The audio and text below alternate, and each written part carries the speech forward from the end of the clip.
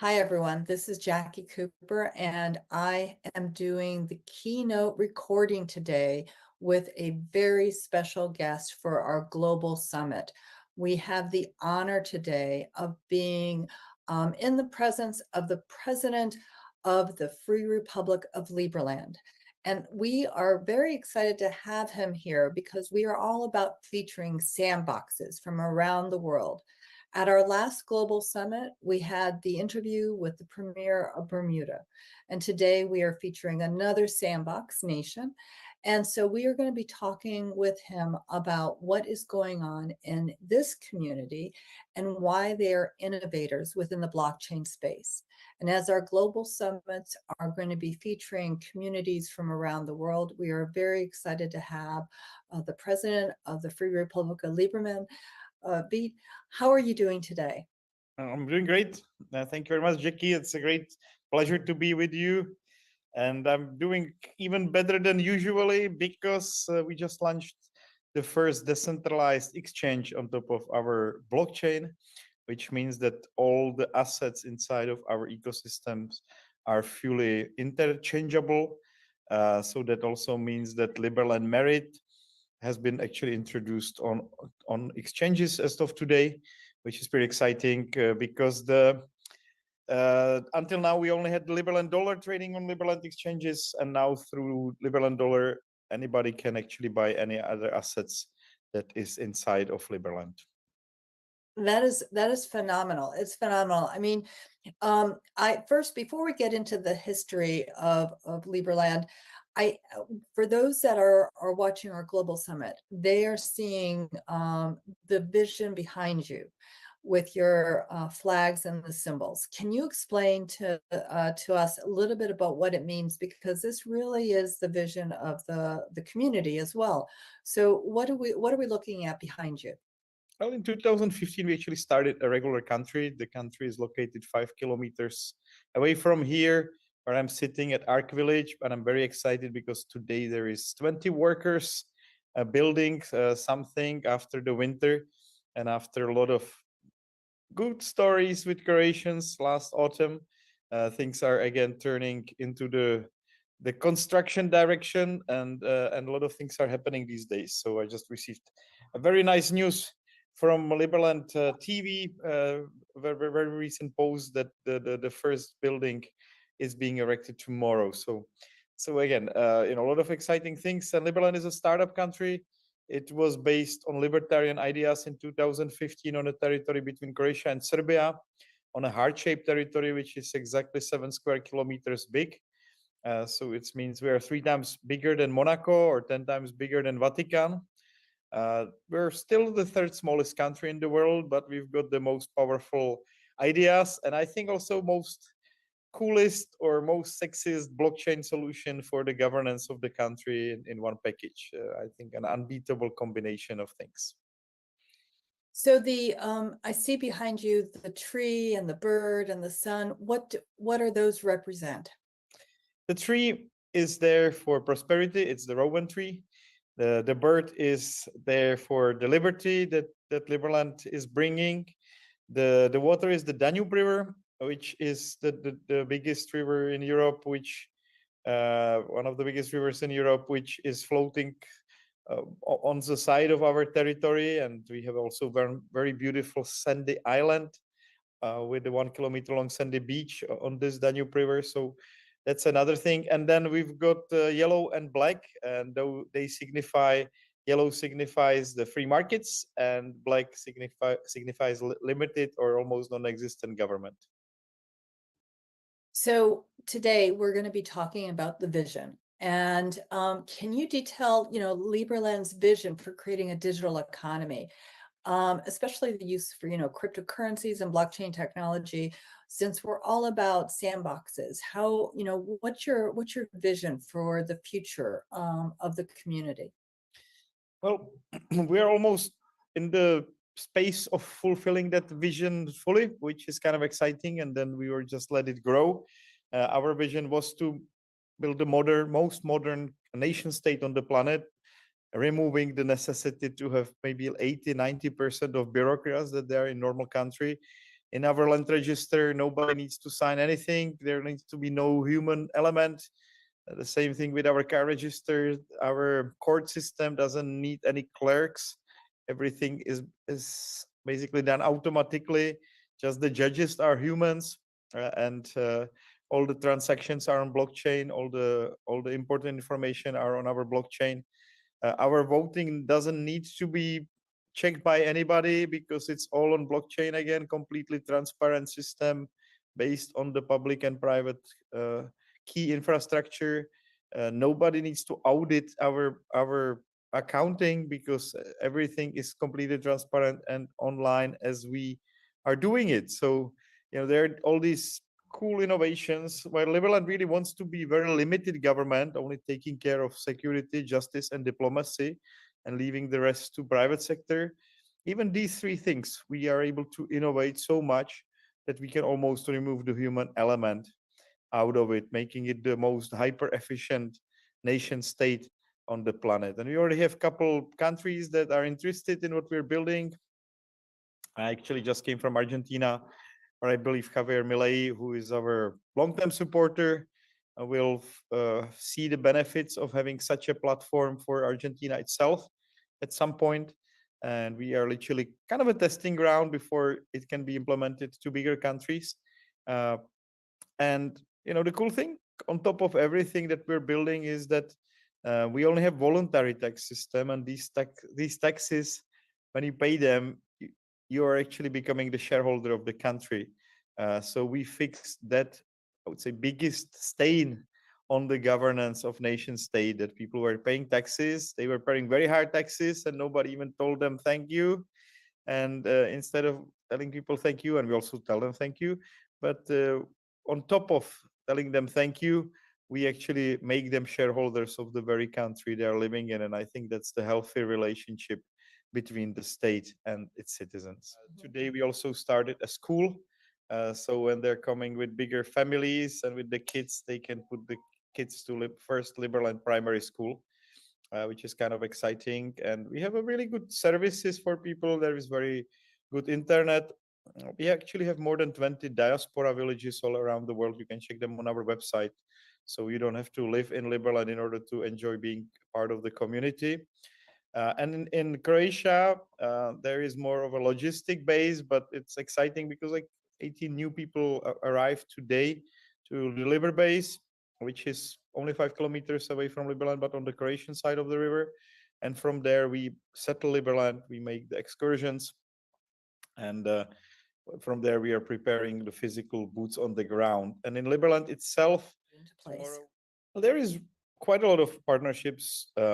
Right now, I would say the most exciting one is with the network state.io, which is one of those bigger network states that were created in the recent times, and they are creating communities as well based on very similar ideas like Liberland. But Liberland was simply a couple of years before that whole network state movement started. But I'm excited that we are able to make special deals with both serious orders, like humanitarian orders, as well as with network states, and we're able to grant them partial sovereignty on the territory of Liberland, kind of a small embassies or even larger places if they become more involved with Liberland. So that's one thing. And then we have anniversary.liberland.org, which is happening on 13th of April mainly. And that's a major conference where we are bringing different partners from different industries on board. Also, our citizens are coming together to see Liberland. So it's a really exciting time to come down to Liberland physically, because it starts at Arc Village with a bigger conference in a air-conditioned space with a big restaurant. And then we are moving 5 kilometers away to Liberland to be a little bit more adventurous in the nature, and hopefully there will be already a small restaurant as well in a month and a half. But why is it exciting? Because all important people that are part of our community, almost all, are coming, and a lot of exciting potential partners are going to speak there as well. I have two more questions, and then we're going to head into our global summit. The next question I have is similar to the question that I asked our premier. You had talked about the school, and I'm all about the education for our youth. What do you think that we need to be thinking about to bring our youth forward in understanding more about blockchain and cryptocurrencies and just the digital community, and how are you doing that within your community? Well, first of all, the kids are being rewarded with liberal and merits and liberal and dollars, so they're active users of the ecosystem. And secondly, of course, we teach them how the system of governance works in Liberland, how the constitution has been structured, how the DAO that is behind all of that works. And that was something which I also couldn't manage to, even were paying this expensive private school in Czech Republic. It was difficult to even explain them what Bitcoin is. And I was then I gave up and I said, okay, we have to actually start a school and educate the kids that we want to see fit. So that's why we did it. And we found out that Ron Paul, our esteemed citizen, has actually prepared a curriculum for children. So we're working with that particular curriculum and partnership with other schools from United States that are into unschooling and other alternative study systems, which we want to test and see which one is the most efficient. But I'm very personally, I'm very much into learning by playing or learning by doing, which are my kind of personal mottos and main drivers why I actually started this. At this global summit, we have three panels. We have panels that are going to be speaking about real world assets. We're going to be talking about other legal and regulatory compliance issues that are happening within the world. And finally, how blockchain is impacting in a good way change within the legacy financial systems and DeFi and economic zones. So do you have any insights for those? We have over 22 individuals who are going to be talking on these different subjects. But for those that are listening, where do you see that we might need to be thinking about going within our world to help with the innovation and also to support those that are unbanked and those that might have certain needs? What last minute insights do you have that maybe we can share with those that are listening? Well, my younger son was unbanked until today. Now he's got a phone and he's got an edge wallet where he can have his liberal and dollars and liberal and merits. So he's banked, and I know that that's kind of sounds funny, but yes, now he has the same capacity as anybody else. Nobody asked him for his ID while he was opening that wallet. So we're really in this exciting age of self-sovereignty on many different levels.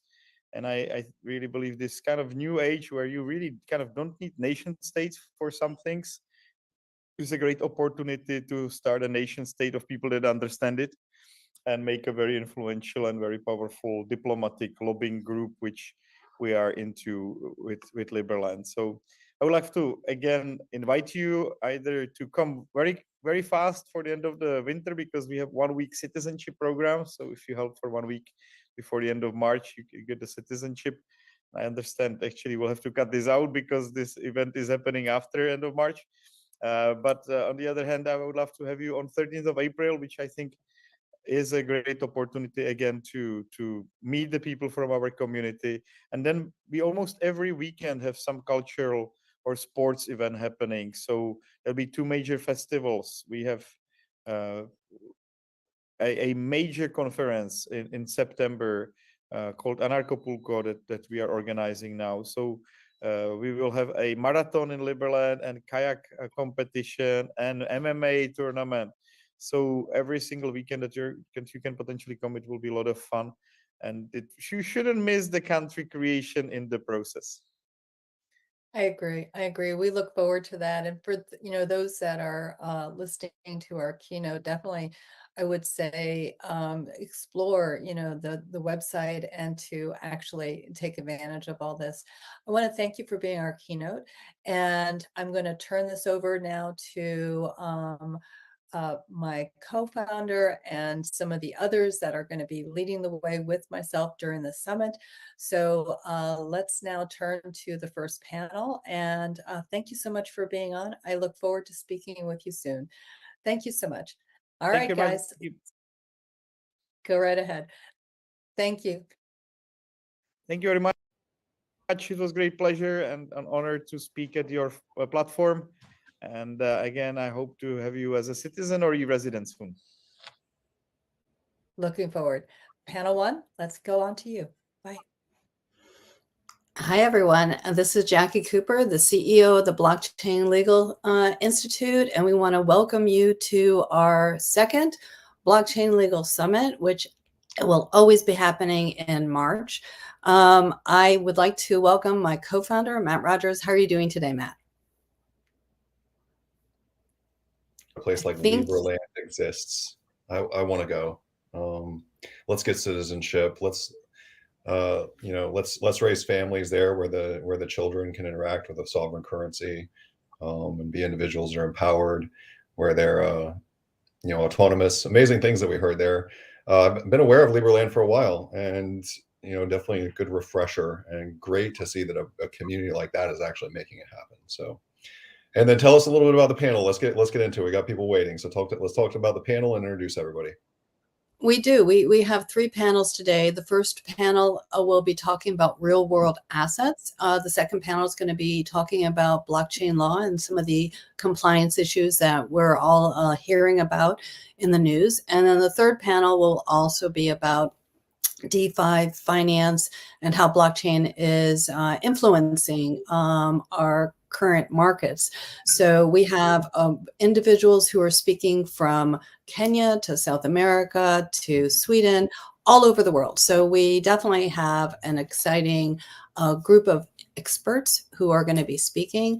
And so we were going to start welcoming on our first panel. And I know that my background, for those that might not know, is law and education, and I am also the author of the Bitcoin Cinderella books. Matt, you might want to share a little bit about your background as well, because again, we do come from different backgrounds, but the reason why these summits are so successful is that we are bringing a diverse group of thinkers to the panels to kind of share their thoughts. So Matt, why don't you share your background as well? Sure. I'm on the technology side of things usually. Also do a lot of project management.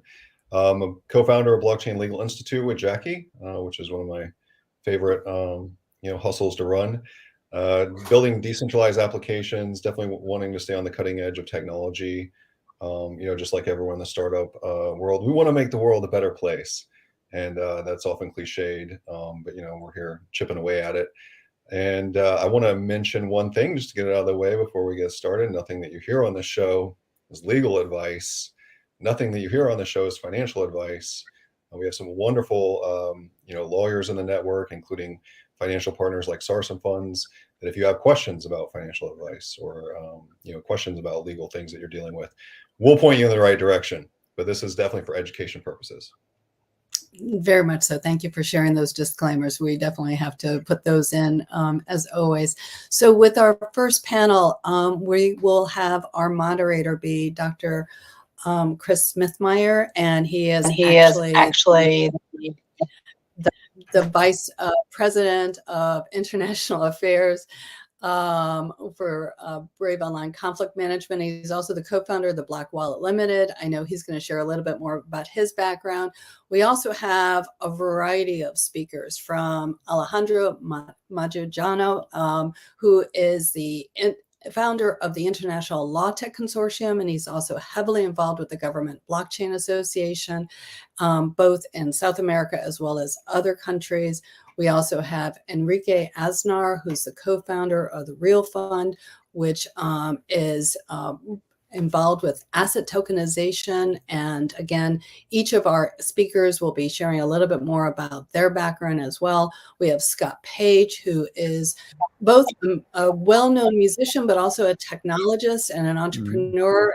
And he's been involved in the NFT space, but he's also the co-founder of Loot 8, which is a decentralized experience platform, and he has been speaking around the world.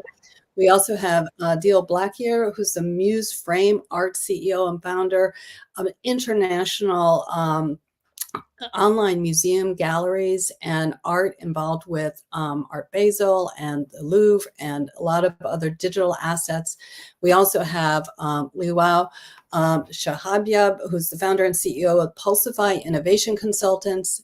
And he's a Web3 and AI consultant, and he has been involved with finance and banking. And his experience goes back to 2016, and it's very diverse. And he'll also be sharing a little bit more about his background. Then we have Jack Nicosizan, and I apologize. My mouth is not always working properly. He's the CEO of Arzi, and that he's revolutionizing digital finance and, again, tokenization of real world assets. And he is also a very creative entrepreneur. So I think that we have everyone here that on our panel, and Dr. Smithmeyer, welcome, and everyone else, welcome. As you are speaking about your questions, feel free to expand, and share a little bit more. We do have the luxury of time on all these panels, so that way we definitely want to have a diverse conversation. So I'm going to hand it over to you, Dr. Smithmeyer. Hi, everybody. As she said, my name is Dr. Chris Smithmeyer, and I'm honored to be here today to help out with this legal summit. The more information we get out here about the blockchain industry, the better it is, because the greatest challenge we have right now is lack of knowledge in the field, because so many people want to learn about it, and there's so much out there that they can learn. And we have an amazing panel today of people that others should be going to for information, because these guys know their stuff. And we're going to jump right into this to get some questions going, and we're going to start with Alex. So, Alex, how can international regulators work together to overcome the obstacles to a unified regulatory framework for real-world assets on the blockchain? And how can we get involved to help with that? Well, we've been working a lot, and I think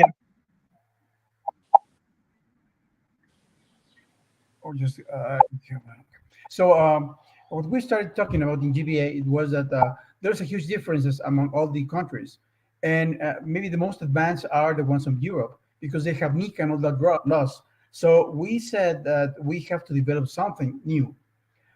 We started partnering with Enrique Aznar, which is the GBA head of Spain, and we gather all the teams that we have throughout the region in Iberoamerica. And we have to the definition of a strategy that we all just complain about why things have been done that way, but nobody understands that that's because the laws are not correctly defined, or were defined for past things and things that were not longer moving. And now we have to define new types of applying the law and the laws.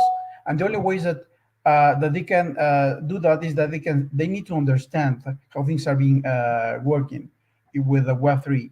So we decided to create the international consortium, LOTEC consortium, and we partnered first with Enrique, and then we include in the group Galter, which is the Global Academy of LOTEC Education and Research from India. They have more than 150 attorneys specialized on new technologies. And then we also invite the BLI to be part of, because the main idea is that we have to train or let's upskill and reskill the doers of the laws, which are the attorneys, the judges, and the doctors in law. Because while they don't understand what blockchain is and how it works, then they cannot define if we really require laws. We complain about everything, every aspect of blockchain solutions, from light titling to cryptocurrencies to whatever you mentioned, and there's no excuse that we can just tell them, can you just rule about this or about that, because they don't know what blockchain is. So the main focus that we have is that we are going to develop by group, we have by country, like a set of lawyers and attorneys we can train on blockchain for them. And the first phase is to develop with Enrique a blockchain for attorneys course or seminars, so that we can start explaining them how blockchain works. And our main scope is to let them in the blockchain knowledge in their back of their minds. So when they face a new problem, they can say, "Oh, what if I use something that I have learned about blockchain?" And then they can start applying it to real things, because there are so many things that I have to rule up about, and we don't know how it's going to be the effect until we just start training them or educating them. We can just be more integrated. And the main idea is that if we can just develop new laws and maybe even constitutions, or maybe that they can look alike or be compared, we can start then talking about how can we just interact by country. So the main idea is that we can have in this case Iberoamerica just be together with the same or look-alike laws, so that everything can just shift from one place to another in a transparent and clear way, complying with all the laws, the requirements of taxes and all those things.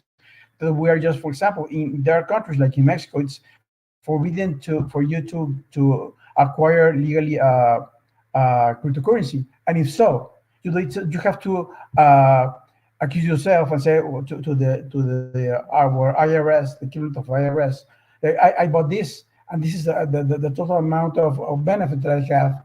So they are going to send you a taxing bracket that you have to pay. But in this time, in this until this time gets done, if the bank just knows that or acknowledges that you're just doing using a cryptocurrency, they can block your accounts, and they will report it to the audit and even to the judges. So you're just going to be treated as a criminal, because they say it's money laundering. So that's when we have to train and educate the lawyers and the authorities to know exactly how to deal with these topics. Until then, we're going to be prosecuted because we're just doing things with something that they say that they don't understand, even though they understand it very clearly. You're bringing up a very good point in terms of how we need to navigate in different parts of the world. So we definitely appreciate that. Dr. Smithmeyer, what is the next question that you would like? Jack, we'll throw the next question over to you. You saw the need to problem solve within the blockchain community. How does ARYZE's Reforge tool simplify the process and reduce the cost of exchanging traditional euro and dollar-backed stablecoins for businesses and consumers? And in what way does doing this on-chain direct conversion work with various forms of digital cash, including EUSD, eGBP, and eEuro, not only to enhance liquidity, but address the new areas of need within the newly launched Web3 platform, specifically Mama, through the integration of stablecoins? In that, there are many words that listeners probably have not heard before, like Mama and Reforge and other expressions. So to keep it simple, we build stablecoins. We call these stablecoins digital cash because our goal in Arise has been to tokenize the kind of realest of real world assets, actual money. I will not go in yet into a rant about why money in the bank is not real money, or the credit security of bank deposits, or the FDIC insurance, which is a beast in itself. That I will not talk about. I will talk about money in a different way. With digital cash, we believe that we need to stop moving money around. We need to keep money still, and then we can move IOUs around, kind of like banks do.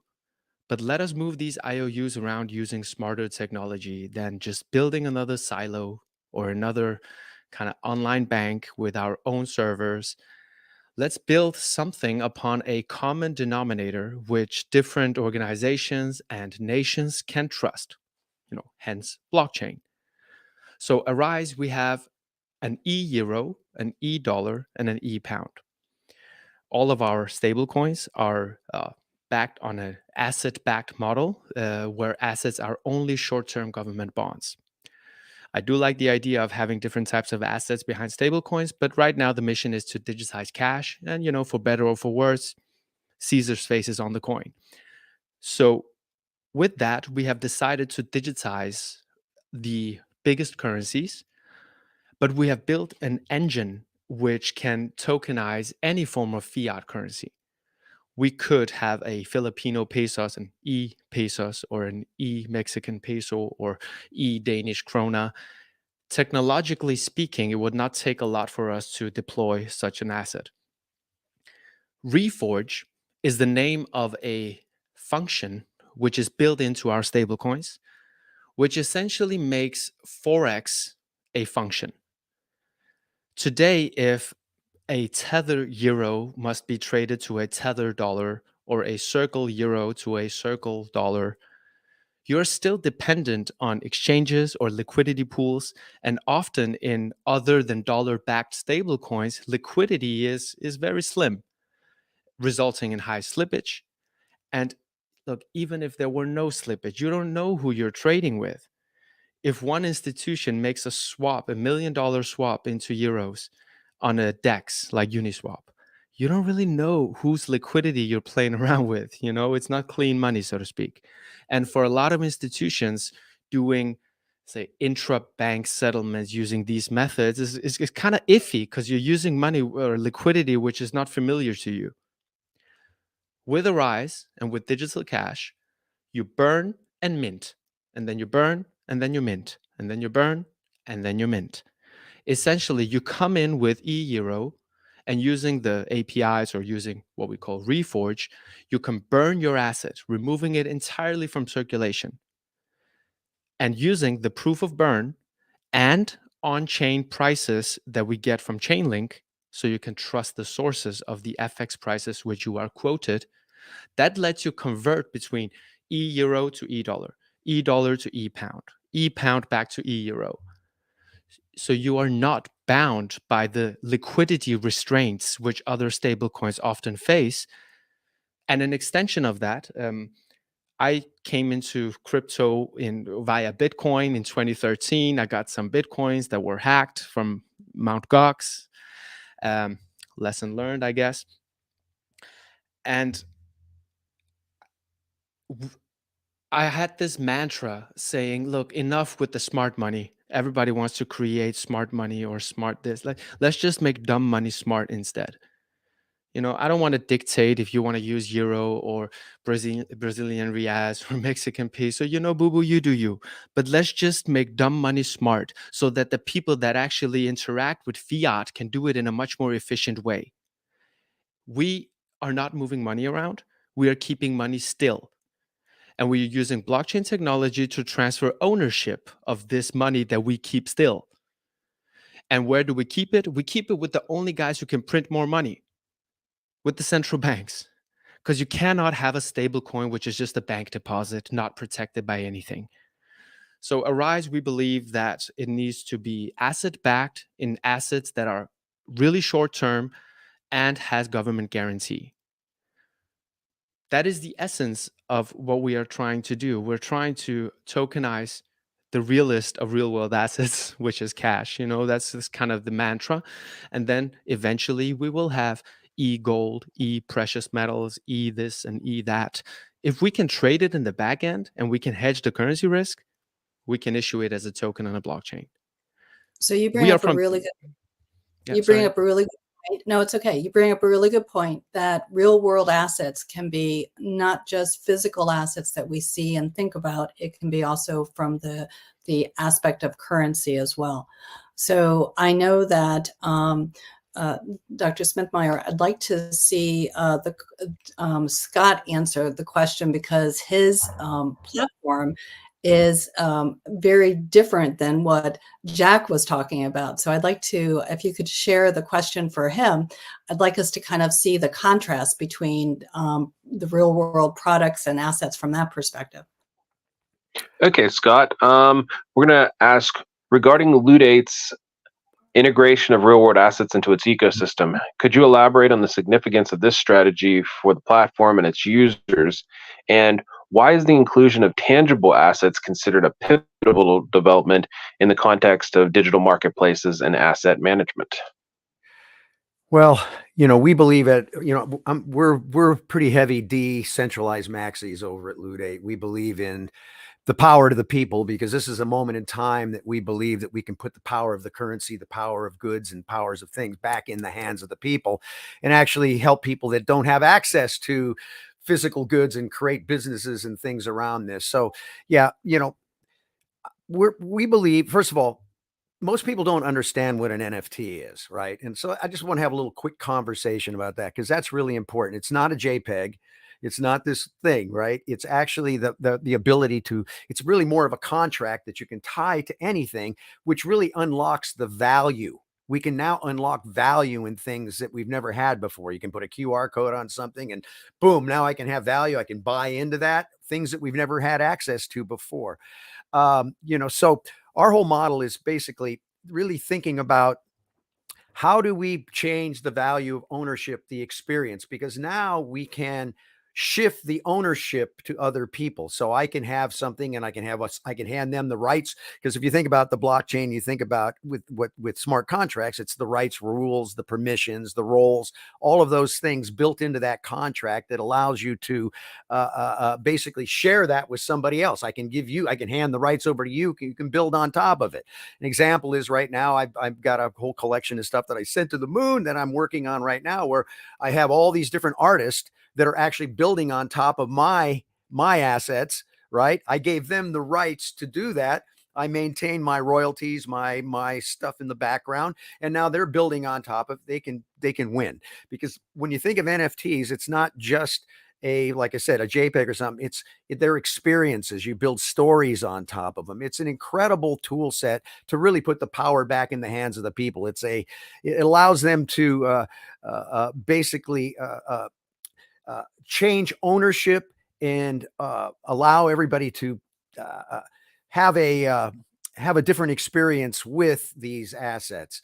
I always tell this story, which I think is really important, and I'm going to just real quickly say this. I went to an NFT meetup. I do this in every one of my conversations because I think this is important, because I believe all this NFT stuff, all this real world, puts the power back in the people to actually build their own businesses. I went to this NFT startup. There was a girl, she was 19 years old. She stood up and she says, I'm a photographer. I love photography. It's my favorite thing on the planet. And I get up every day and I shoot photography. I want to be the greatest photographer. She says, I got into NFTs about 9 months ago, and I'm so happy now because I live 100% off my NFTs. I pay my rent, I pay my car payments, I do everything. And what was really cool is then she said, oh, and I carved a piece of the smart contract off for my community center, and I'd already given them 2.5 ETH, which was the equivalent of $10,000 at that time.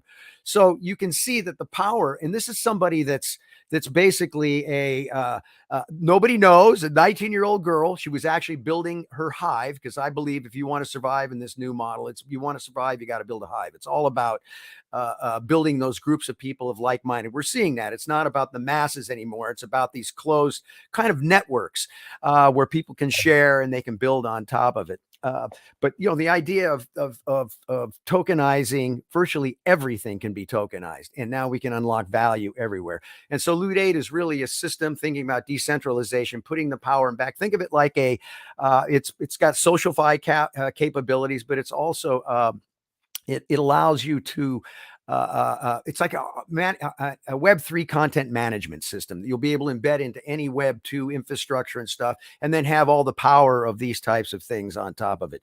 So this is a crazy time where we can put the power back in the hands of the people, go direct to wallet kind of marketing models. And again, I'm a little different than Jack over there. I'm concerned about the Western central banks, right? The central banking system. I get it, but it's been pretty rough all these times. They basically control, especially when you look at the value of the dollars, lost 98% of its value over the years. I mean, again, if you buried $35 50 years ago in the ground and $35 worth of gold in the ground, or $50 worth of gold in the ground, what is that worth now, right? It's crazy how the inflation, how they print money. and all of that kind of stuff. So we're really about Loot 8 is about putting the power back in the hands of the people to build their own businesses actually on top of these this type of an infrastructure. So Scott, I know you've been talking about the NFT platform.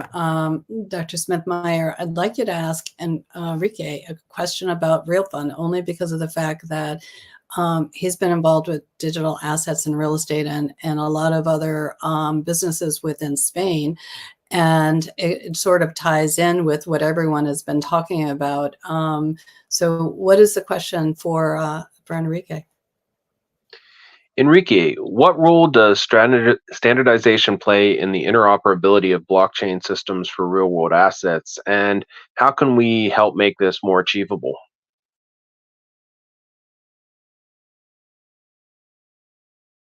You're muted. Oh, I'm sorry. Yes. Thank you for the question. I will put things in context first. I'm a lawyer, and I spent most of my career with multinational corporations as a compliance officer. In 2017, I had this kind of epiphany. I wanted to do something different with my life. And then I discovered blockchain, right? So, and soon I realized the potential of blockchain and tokenization. And then I also realized that there were two very important things. One, there was a tremendous lack of education, and that there was no regulation. So I decided to devote myself, my life, to actually educate myself first, and then share with others. And in the meantime, kind of accidentally, I met an entrepreneur who had this interesting project. So he invited me to join him. First, as a lawyer, I created at the time my first, my small niche law firm. And then I joined him as a founder to create this real estate tokenization project.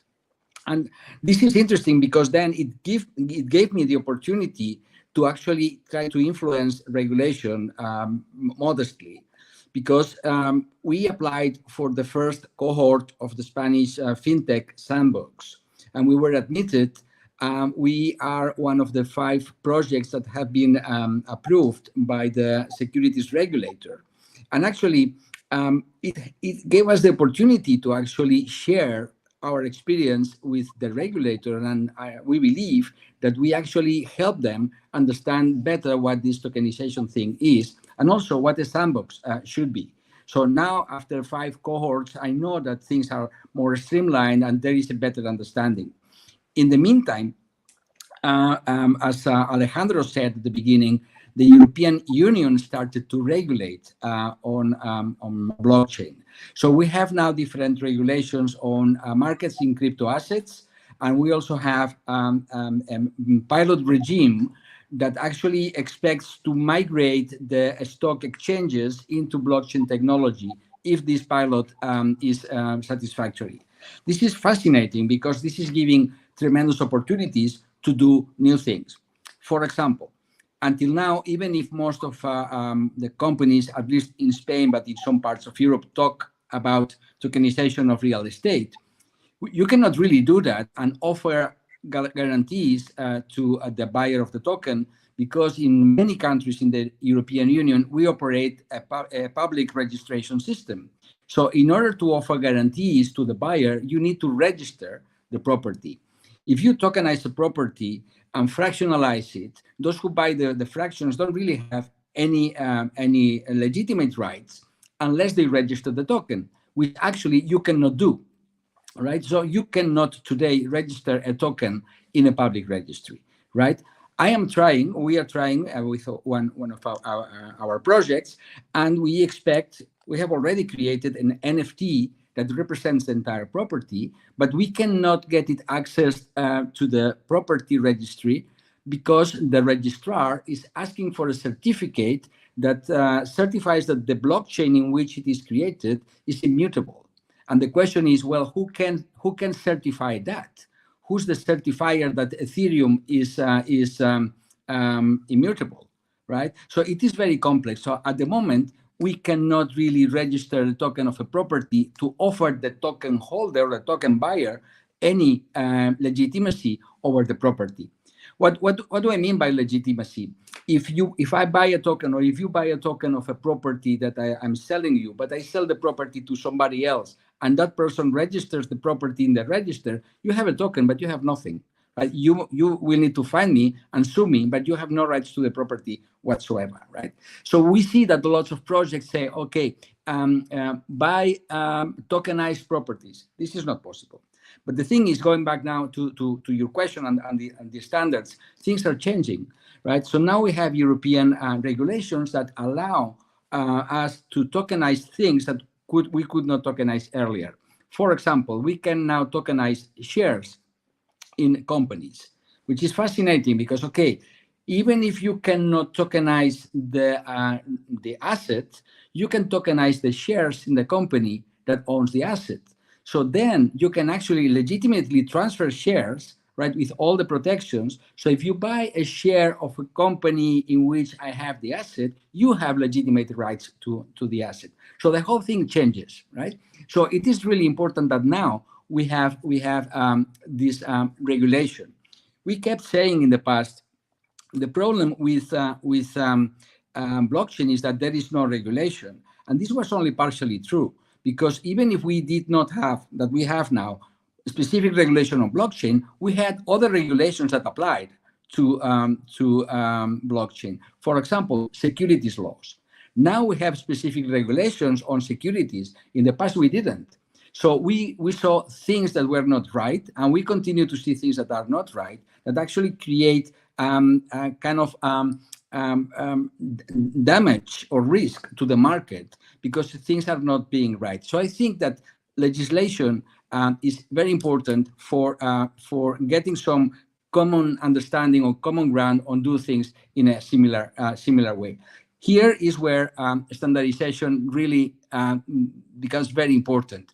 You want to make sure that the real world asset, be it real estate or, as Scott was saying, NFTs, represent the same rights no matter in which platform they are being negotiated, they are being traded, right? So you want the buyer of the token to have the same rights no matter what it is the technology that is being used, right?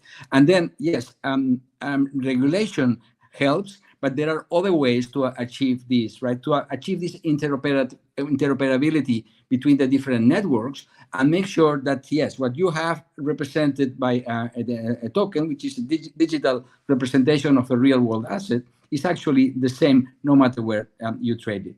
I could continue, but I think I'm going to stop here. Chris, thank you. Your background knowledge, everyone's background knowledge is phenomenal. And I mean, you're talking both about the EU and Spain. We've had, Scott talk about the US. We've had Alejandro talk about, South America and Mexico, and Jack, is in the Nordic area. Liwa, you're in the UAE, and that is a sandbox that is always forward thinking.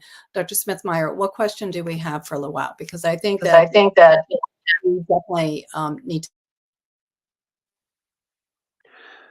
Lua, what role does innovative technology such as artificial intelligence play in determining the difference between what is fake or real as a digital identity, and how is this incorporated with the blockchain? Yeah, thank you so much for the question, and I'm kind of glad that I'm ending the panel discussion, because I'm looking at all the insights, and everybody spoke about something that they're experienced in, and it's nice to see. So when I first read the title of the panel and I read that it's about tokenization, my mind, similar to everybody else, goes to the fact that we're looking at real world tokenization, we're looking at potentially NFTs that are kind of tokenizing art, tokenizing maybe to Scott's example the photography, and then maybe making money out of it, and then to Enrique's point of real estate tokenization. But something that kind of triggered in my mind, and this is something that I'm looking at more seriously now as the AI gets more and more sophisticated, is what about the tokenization of our identity? because eventually we're looking at our identity potentially being lost completely. And maybe some people don't see this immediately, but as the AI gets, more sophisticated, we're seeing something like Sora AI, and then the video circulated without anybody knowing that this is an AI, and everybody thought that it's actually a genuine video that was recorded by people, by a director, essentially. And then you can look at the people that were in the recording, and you would think that they're actual real humans, but guess what? It's all generative AI. So what if in the future our identity is being used by the AI generating, something that maybe is negatively going to impact us? So then it kind of, goes in this spiral and rabbit hole of thinking where tokenization can be something beyond that scope. Something that also came into my mind, and as an example that is being done, is a project called the Humans. I've looked into this project quite a bit, and they came up with this idea of proof of identity. So essentially taking your identity and putting it into the blockchain and having your identity stored. So whenever anybody tries to kind of take your identity, well, guess what? You are the only owner of such identity. So that's kind of like something that I wanted to lead with and something that triggered my thought process. But then when we talk about AI and blockchain, I always look at it in 3 different layers. So I look at it at the top layer, which is IoT, Internet of Things, and the devices. So these are pretty much devices that are able to scan your face, scan your voice, and take in information about you. People might be like, we don't deal with these devices. Where guess what? Your phone is already a device as such. So by now, everybody, or specifically, the phone that you use has already your face recognition, your voice, and pretty much all the data around you. And then we look at the second layer, which is now AI, which is basically a mechanism. I wouldn't call it a tool myself, although I know people like to call it a tool. I consider it a factory. I consider it something beyond just a tool. I consider it something that can take this data and create something that is beyond the imagination of a human, because it's continuously learning, it's continuously improving, and continuously becoming more sophisticated. And then the base layer, which lots of people miss, is that you need all of this data and all of these resources to be stored somewhere. And guess what? Blockchain offers the solution. For now, it's not as scalable and it's not as quick as maybe traditional solutions, but eventually it will reach there. So then when you merge these 3 layers together, then pretty much, we start losing the thread between reality and the fictional world. And this is where, the identity becomes very important. And that's why I am a very big advocate of tokenizing your identity and actually embedding it into a digital identity that you can prove through the blockchain. So we have covered a lot of different topics. And for those that are listening, definitely all the speakers and how you can contact them will also be embedded within all of our blogs and that type of thing. We have a few minutes left, and I want to see if Dr. Smithmeyer has any last minute thoughts as we wrap up this first panel, because these conversations are very complex and we really are just touching the surface. And also we've raised a lot of vocabulary for those that are new to this field that, obviously they're going to want to research and learn a lot more. And this is definitely an evolving space. So Dr. Smithmeyer, do you have any last minute thoughts before we wrap up this panel and go to our second panel? Well, one of the best resources out there for people that are looking to learn about the terminology and the taxonomy of the blockchain and cryptocurrency would be that little organization whose logo is right behind your head. They should go to bli.tools, and the vast amount of resources that are available there are just mind-blowing to bring people together. They have articles from amazing authors around the world that are bringing information to people, because as I said earlier, one of the greatest challenges we have is getting past the fear of not knowing. And that is one of the greatest phobias to overcome, because all you have to do is learn. And as humans, we're programmed to do that from birth. And having a great panel, the things that these guys have talked about today are the future. And people say about, oh, I wish I could live in the future. I wish I could live in Jefferson, or not Jefferson's times, the Jetsons' times. This is now. this is the progress that humanity has. And it's been an honor to work with you guys, to listen to what you guys have to say, because a couple of you I've known from GBA and met with you before, and I've heard you talk before, and just the amount of information that you guys have provided has been wonderful. And I want to thank all of you for coming. I want to thank Jackie and Matt for having me here as a moderator. I mean, just reading questions is a small part of what I can do, but I like being here and hearing this stuff firsthand from the legends of the industry right now. And I just want to thank you guys for your answers and for being here. Well, we appreciate everyone. And so again, everyone, you, and we are going to navigate over to our second panel, because we have 2 more panels coming, and we really appreciate each one of you. And also, I will mention that everyone who you've seen on this panel, they are interviewed. They are part of the Blockchain Legal Institute in a variety of ways. So there's a lot of different longer talk shows that you can also listen to and learn about their background. So thank you so much for being on. Matt, did you have any feedback that you'd like to share as well, as we have our panelists exit, and our thank you for a word for our sponsors in a quick second? Just big thanks to the panelists, bringing light to the issues. Like Chris said, education and learning is something that humans are programmed to do. I love the note about the Jetsons is here. We're on some cutting edge stuff. I really liked some of the remarks about these digital assets that have to do with your identity as it being a real world asset, which what's more real world than that? Well, I don't know. Who even knows what the real world is? But Jack as well, with the real world asset, the dollar or the fiat. Wow, that's an item that people really care about, isn't it? And I think that a lot of these things aren't talked about enough. So great work here, and I'm looking forward to the next time. Definitely. And thank you, Alex, for talking about the tech side. Enrique, Scott, Liwa, and Jack, and Chris, we will all obviously talk with all of you later. And thank you so much. Thank you, everyone. All right. Thank you very much. Thanks, Jackie. Ciao, everybody. Doc, let's talk music. Oh, everyone wants to talk music with you. That's right. Thanks, Scott. Thanks, Enrique.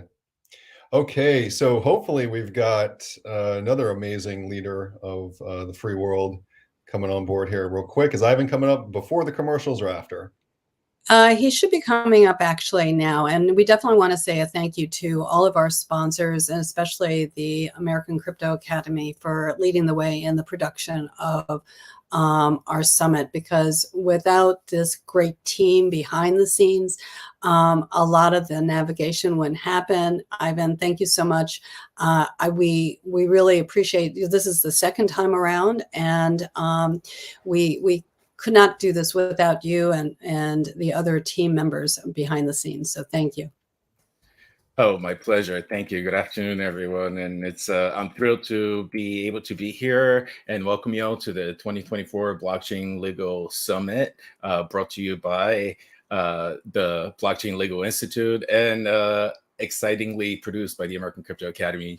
CMO of the American Crypto Academy, as some of you may know, we're on the forefront of blockchain innovation and trying to push for technology and adopting this blockchain narrative and the freedom that comes with it, and the possibilities. And so I invite all of you to reach out and connect with us on all socials. On the X, we're US Crypto Academy, but American Crypto Academy everywhere else. And definitely looking forward to the rest of the summit and what these exciting speakers have to share with us and discuss. And for those of you hungry for more knowledge, I do invite you to tune in on the X every morning at 9:30 a.m. for our Learn Crypto Radio morning show for about 30-40 minutes, where we Web3 culture. So thank you so much. We definitely, appreciate what you're doing on the Twitter Spaces with information, because you do a lot of research. And, in getting background knowledge, it's important to know where your resources are. And that is exactly, why Blockchain Legal Institute was created. So there's a lot of diverse resources within our decentralized space. And American Crypto Academy definitely is a quality resource to check out and to listen to. I know this next panel is all about laws and compliance. And we have, again, a stellar panel from around the world, from Bermuda to the Cayman Islands to Kenya to Denmark, Sweden.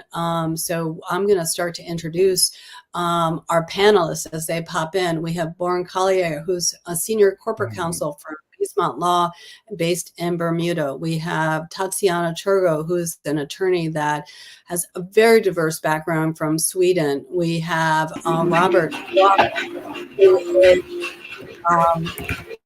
partner in TMM and Partners, and he's in Kenya, and he's the chairman of the blockchain subcommittee of the LSK Nairobi branch, and doing a lot in terms of development of cryptocurrency legislation there. We have Anthony Howell, who is the overseas representative of Bermuda, who's based in Washington and who's working on a lot of different projects. And we have Scott Hines, who is a seasoned executive with a track record of transforming startups into a variety of different markets. And actually, right now, he has a new startup called AI LegalWise, which is going to be revolutionizing the legal field for what they need.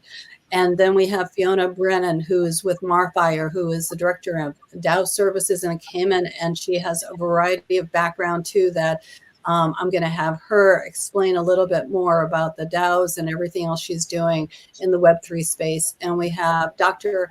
Bandodari, who is the director of Galter, who is based in India. And he has over 45 years of experience in teaching and research and management with 4 major universities. Definitely a prolific writer as well as a legal scholar.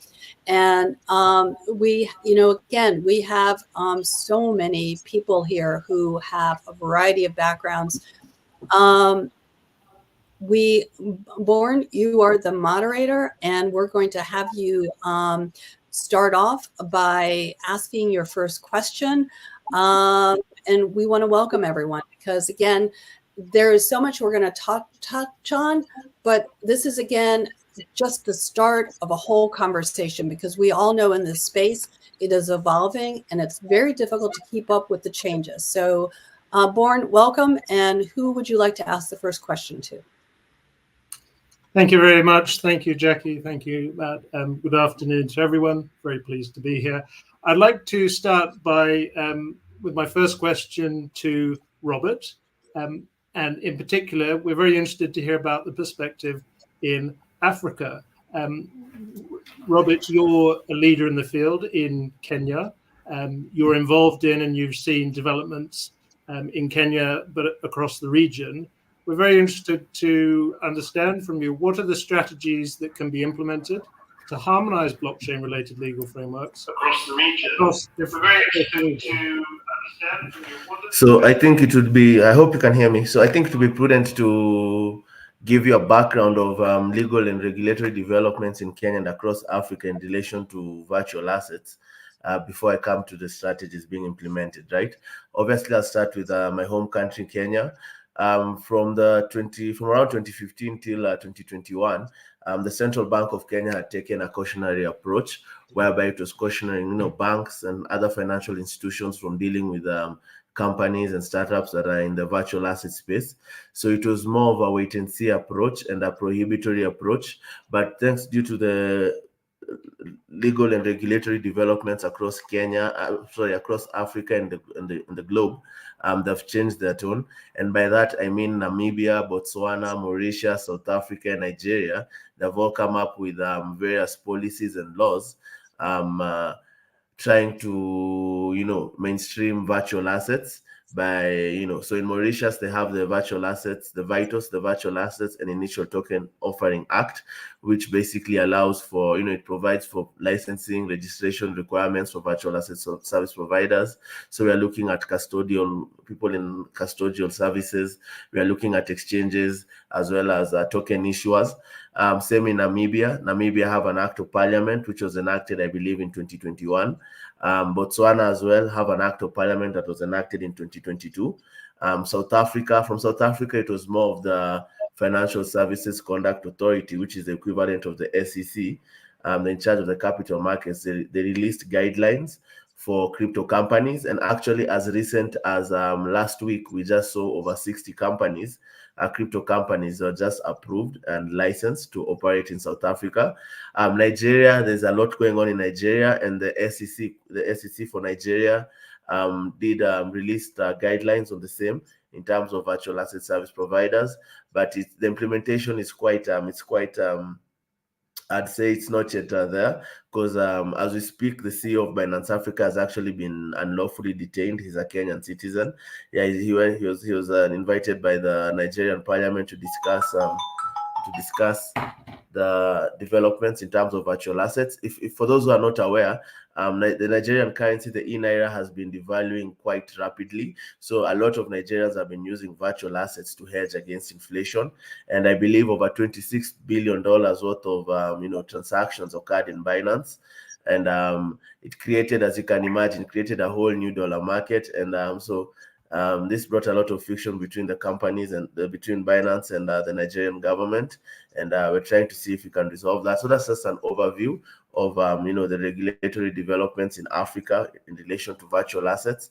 So in terms of the strategies that can be implemented to harmonize blockchain-related legal frameworks, for me, at number one, call for international cooperation and dialogue. Right, so we are looking at setting up best principles, and this can be done by establishing international blockchain committees to create and working groups to discuss and propose standards for blockchain technology and also virtual assets, and also setting up bilateral and multilateral agreements to look at tax obligations as well as trade agreements, because in Africa especially, virtual assets have come in handy in terms of facilitating cross-border trade as well as other use cases, remittances. So that international cooperation and dialogue, I believe, is critical. As well as number two, I'd say adoption of model laws and frameworks, taking into account what's happening in other jurisdictions. I'm glad we have someone from Bermuda, or people from Bermuda rather, on the call. Bermuda, I think, were quite early. 2018, they had a virtual asset law in place. We're looking at MiCA as well.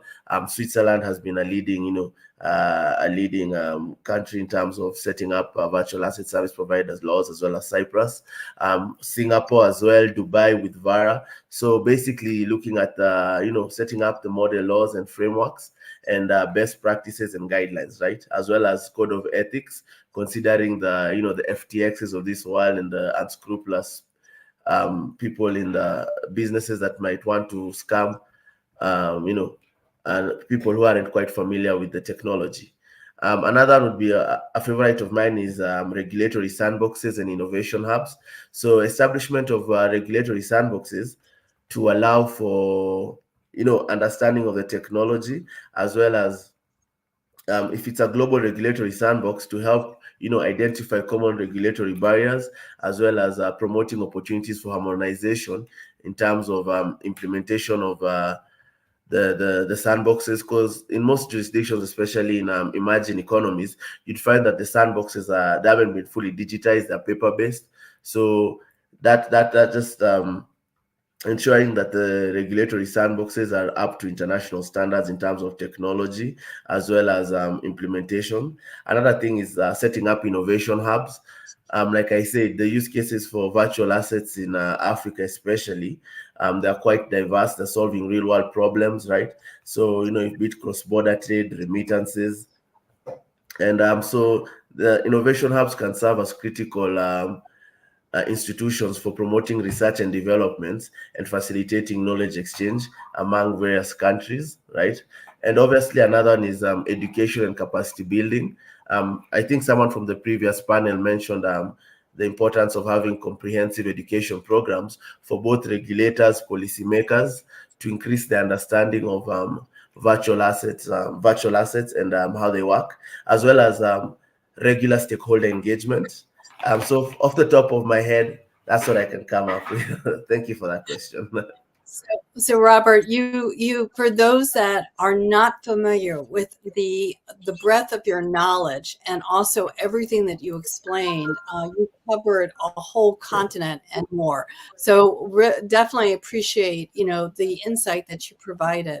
Born, who's the next question that we're going to be asking on this esteemed legal panel? Because again, there's a lot of different compliance areas that are developing all across the world. And obviously what Robert just said is just a drop in the bucket. Who's going to be sharing next? Thank you. Well, thank you, Robert. I agree with Jackie. That was very comprehensive and an excellent start. Thank you. And in fact, for a couple of things that Robert spoke to, I think we can jump over to Anthony to give us some insight about the Bermuda perspective. So as Robert mentioned, Bermuda, and I'm also based in Bermuda as well, so familiar with it, Bermuda launched its digital asset regulations and regulatory infrastructure in 2018, which was relatively early. As it has evolved, it is quite similar to the virtual asset service provider model, which exists now in many countries and was promoted by the Financial Action Task Force in early 2019, 2020. And so, and also, as Robert mentioned, Bermuda features a sandbox within its regulatory regime. So my question to Anthony, to elaborate on that, how are emerging blockchain applications impacting both the growth in international trade in digital assets and services, and also the enforcement and operation of international trade laws and treaties? And also, how do you see, from your position representing the government in Bermuda and traveling internationally, how do you see Bermuda supporting these developments? And where else do you think there needs to be focus? Okay, very good. Thank you very much, Born, and appreciate your insight on that, Robert, and for shouting out Bermuda. We have done very much in our power in order to take advantage of the new technological developments within the industry itself. And as Born had also noted as well, 2018, we came out with the Digital Asset and Business Act called DABA, as well as the Issuance Act, the DIA. And so we had a very good head run in this industry, been going on strong now, and always looking at new ways to develop the industry going forward, and seeing what was out there. And in my role specifically, focusing in the United States, seeing where there are gaps, where they exist, and how we really can fill those gaps and continue to be a strategic leader in the industry itself. From the impact of what we can see so far, one of the biggest notes that we've taken away from blockchain, for example, is the transparency that's involved and the immutable records that's attributed to it, but the fact that it's very difficult to alter these kind of records. So what we kind of see is compliance is a big factor, is one that's very important for Bermuda as well. In order for us to always maintain high levels of compliance, our regulating body, the Bermuda Monetary Authority, is the regulator in charge of the digital asset sector of our industry.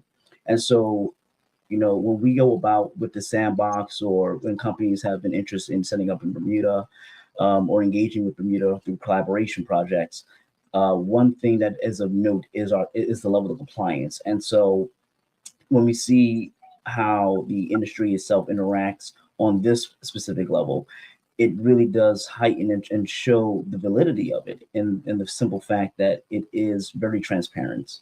You know, it does reach a certain level of compliance that we're very comfortable in dealing with, and that it's an upward momentum at this trajectory. And so that's really how we view it. From, I think, in terms of for the future and areas where it can be, how we can see improvement or continue to advance the growth. And I think Robert had noted it as well, is through, in my opinion as well, education. Not only education in terms of those who are unfamiliar with the concepts of digital assets or blockchain or along that line, and people who are maybe unfamiliar with the technology and its applications, but also on the lower level in the education through the youth. And so we're very proud to have various organizations that are partnered with the government itself, and people that we have great relationships with that are looking at this avenue to strengthen the next generation who are going to be entering this industry. In fact, you know, I've been working with Jackie for a little while now on some of her projects that are very closely aligned with education, and we're very happy with the trajectory of that as well. And we continue to look for different ways in order to promote education, sandbox, innovativeness, and development within this industry. And that's pretty much how we look at it. And And just maybe one more point on that is we like to also assess what other jurisdictions are doing. And I also am a member of the African Policy and Strategy. I do write for them as well and do research, and we focus on West Africa. And so I do see the different avenues that companies are taking within Nigeria, for example. And as Robert pointed out, it's been a little bit of issue with the physical currency. So now digital currency has become the replacement currency, and we're seeing this shift over to digital dollarizations. And so this is a great segue into demonstrating how the technology is applicable and how the technology is transparent and how we can utilize these methods that we've developed in order to see the development continue on.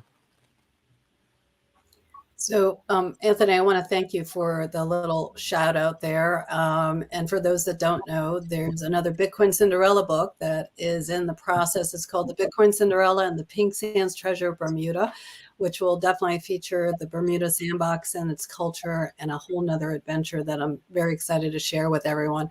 I think that we need to hop over to the Cayman Islands. I'm not ignoring, our other two guests at the moment, but Bermuda is definitely a thought leader, but the Cayman Islands is also a thought leader. So, Born, what's our question for Fiona? Thank you, Jackie. And to introduce this question, I thought I would just highlight a couple of things which Anthony mentioned.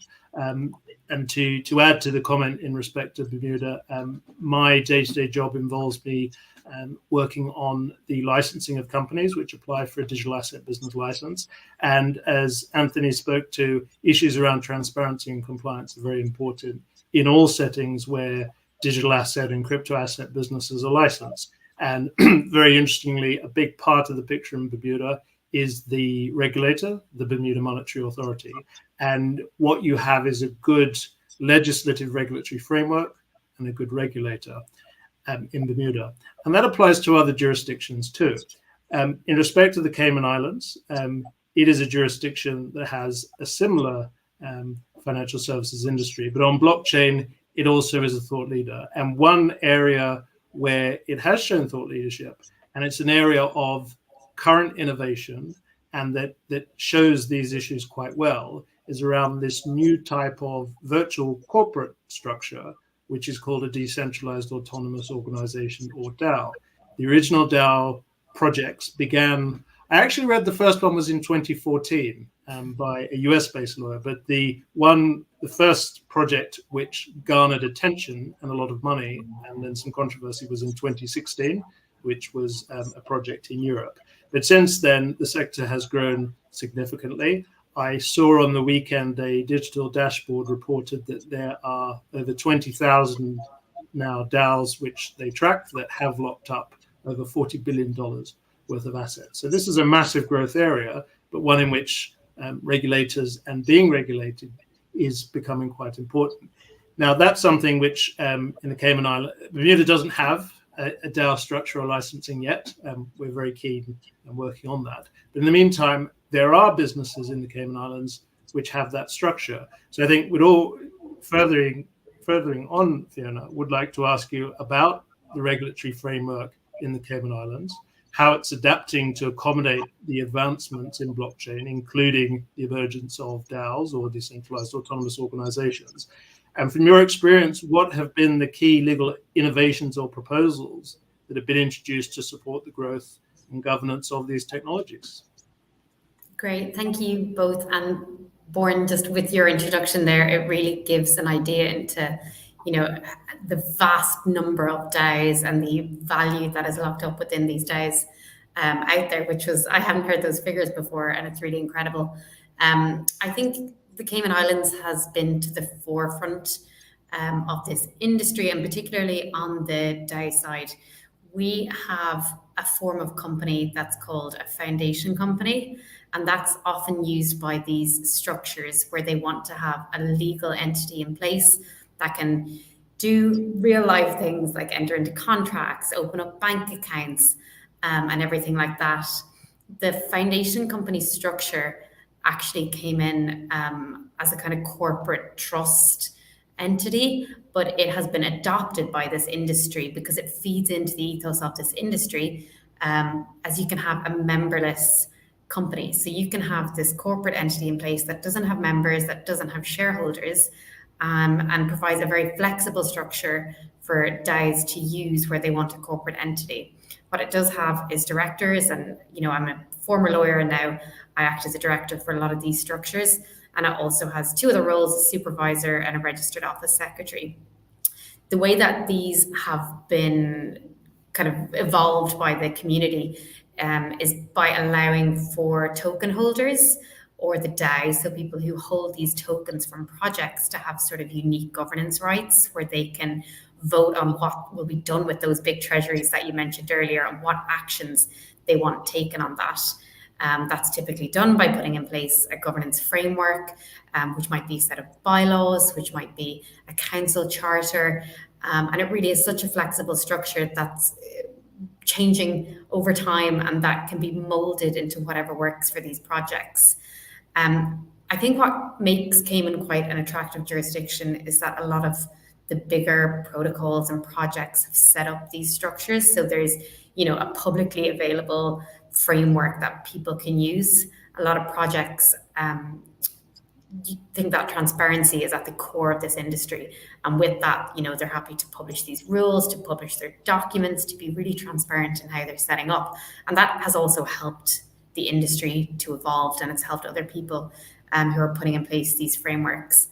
I just want to touch quickly on the other side of it, which is the regulated side. So a big part of what makes Cayman Islands attractive as well is that since 2020, we've had our virtual asset service provider legislation in place. So like with a lot of other jurisdictions, you get that regulatory certainty.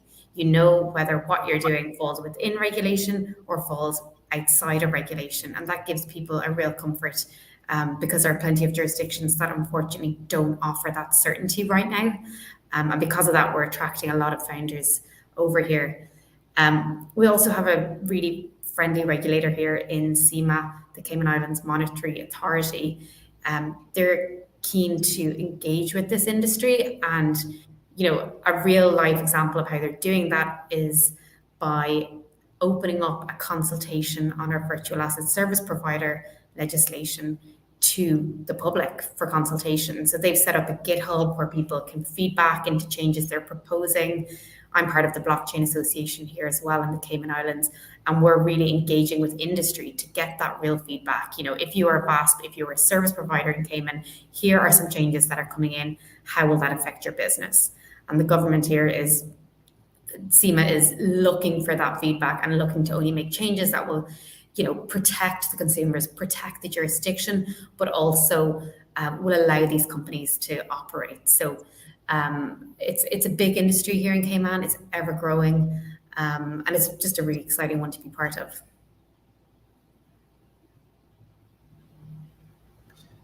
Thank you. And I can say to touch on a couple of things you mentioned, Fiona. From a legal perspective, DAOs are very, very interesting vehicles. They have elements of corporate structures, including the service provision and the carrying out of administrative functions. They also have elements that are not within a corporation, being derived from a foundation structure, not having members, etc. And as a whole, as an industry, they operate in Cayman, it seems, with a framework of oversight transparency, which is very important at a time when there are DAOs out there in the wild that have some or none of those elements. So it really is an interesting landscape, but one in which there are still forms that we would recognize, including the service provision and so on. And great to hear that in Cayman there's that further evolution in engagement as well. For the next question, I thought we'd turn over to, if you like, the other end of the scale. So Scott, being in the AI space, AI itself is a technology rapidly evolving and getting the attention of people worldwide for the possibilities of what it brings. It's well discussed and noted that there are certain complementary features of AI and blockchain. And I think one of the speakers earlier on talking about identity noted that, in fact, there's potentially a need for a joining of the technologies. So as AI proliferates, the question of authentication around the output of AI, especially when it's linked to people, is an output of an AI program, a picture, an image, or a video purportedly to be of a person, about a person, is it actually true? And I've heard it discussed quite frequently about the power of digital signatures and materials on a blockchain to improve and perhaps be necessary for decent AI. But meanwhile, of course, AI evolves to rapidly improve and evolve even the regular workplace in the non-blockchain space. So taking that into account in our wide-ranging discussion of the legal environment for blockchain and the development of blockchain, I think it is a good point to actually ask about AI fitting into that, and just about your perspective from your work in your current AI firm at the moment.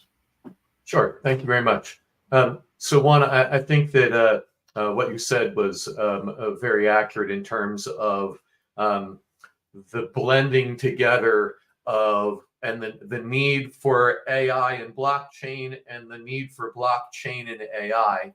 And I'm particularly kind of compelled by some of the other speakers here about how they're putting in place these sandboxes, regulatory compliance frameworks, because those same type of things that are being performed around blockchain now are going to be required for the application of AI in the law as well. And I think that these two complementary technologies, and one of the things I felt most compelled by here is I liked that a great deal of the discussion about the types of virtual assets that we're interested in applying blockchain to aren't digital assets that are purely either cryptocurrency or type of NFT type of tokens. There are significantly valuable and important virtual digital assets out there in the legal space that go way beyond crypto and NFTs, particularly with things like evidence and the treatment of evidence in legal cases, authentication, even down to things like digital twin representations of things like real estate and healthcare. And I feel that as we move forward with AI, and that will happen very rapidly, binding AI together with blockchain is probably the only valid solution I can see in technology today to give human beings a mechanism for ensuring that the way that data and these virtual assets and the use of AI is compliant with these regulatory frameworks that are going to be established. Now, I think that one of the questions that we had been talking kind of before this was, well, what areas, is AI going to impact in law, and particularly in blockchain law? And my response was, it's probably easier to make the list of places where it's not going to impact things. And in those areas, it's probably two basic things. And that's one, human being, the law and all of our discussion here is still going to be driven by humans. You're still going to have humans that have responsibility, that have liability, that have responsibility as the legal entity. It's never going to be the case where you're just going to be able to kind of turn over to either blockchain or AI the actual legal responsibility and liability for the ownership, the management, the liability of handling either these AI systems or handling the output and storage of information inside of blockchain. So one, it's still going to be all about humans. And two, there are still going to be a great deal of bureaucracy and regulation and compliance that needs to be applied to how we apply AI across all of these things very broadly.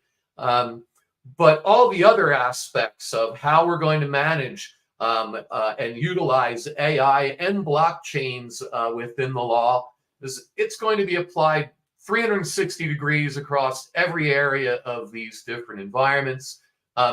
And my opinion is that by binding together blockchain and AI, you need both of those things together in order to really utilize these technologies effectively and in a controlled way within a broad range of legal frameworks. That's that's an incredibly powerful statement. Thank you, Scott, and really puts this in context, because underlying this is great technological change. As you were speaking, I was thinking back to what was one of the early phrases I came across in blockchain, particularly when the first projects were launching and in some cases failing, which was the phrase that you would hear, which I think would be interesting to us as lawyers, that is, code is law. Code certainly isn't law. Code needs to be interpreted, AI and operated, and AI is a part of that, particularly on scaling up. But and then raises the question, what does law and practice look like combining the two? So I thought for my next question, Tatiana, we could turn over to you to hear from your experience and practice as to what is happening in Europe. As we discussed before our panel, you mentioned there has been a number of new laws and standards that have been promulgated by the European Commission, European Union. And in general, I think we're quite interested to understand what is the strategy in Europe regarding blockchain technology and its implementation in the European Union. What are some of the legal considerations that companies should be mindful of when developing their business plans in this evolving regulatory landscape? Okay, thank you. European Commission's strategy regarding blockchain technology supports a so-called blockchain gold standard containing 5 elements. Environmental sustainability, which means that blockchain technology should be sustainable and energy efficient. Data protection is very important, as blockchain technology must be compatible with European strong data protection and privacy regulations. Digital identity. Blockchain technology should respect the Europe's evolving digital identity framework. Cybersecurity. Blockchain technology should be able to provide very high levels of cybersecurity. And finally, interoperability, which means that blockchains should be interoperable between themselves and also with the systems outside. Well, I would like to mention only just a few key elements of the EU blockchain strategy, as the list is pretty long. So I want to mention promoting blockchain for sustainability, where the focus has to be on fostering sustainable economic development and addressing an issue of climate change. Then also what I find very interesting and especially relevant for public sector is building a pan-European public services blockchain, EBCI. EBCI was created in 2018 with the aim to create cross-border services for public administrations, businesses, citizens. And in terms of use cases, I would like to mention that EBCI is used for digital identity, trusted data sharing, notarization, and much more. What is very interesting for me as a lawyer is promoting legal certainty, as the European Commission supports a pan-European framework to avoid legal and regulatory fragmentation. In terms of implementation across the European Union, I would like to have a look at public sector and private sector very briefly. As concerns public sector, the use of blockchain technology by public administrations at local levels is an overall positive trend, as public administrations understand that blockchain technology could improve both the effectiveness and efficiency of public administrations. However, there are still challenges to overcome.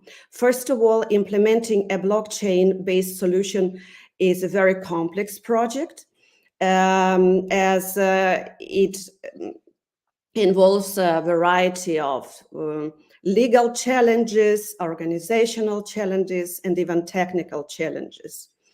Then also the public administrations at national levels still must take quite a lot of steps before blockchain technology can solve the real life challenges.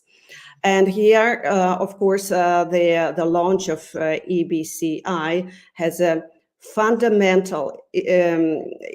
is fundamental in promoting support for blockchain-based services across Europe.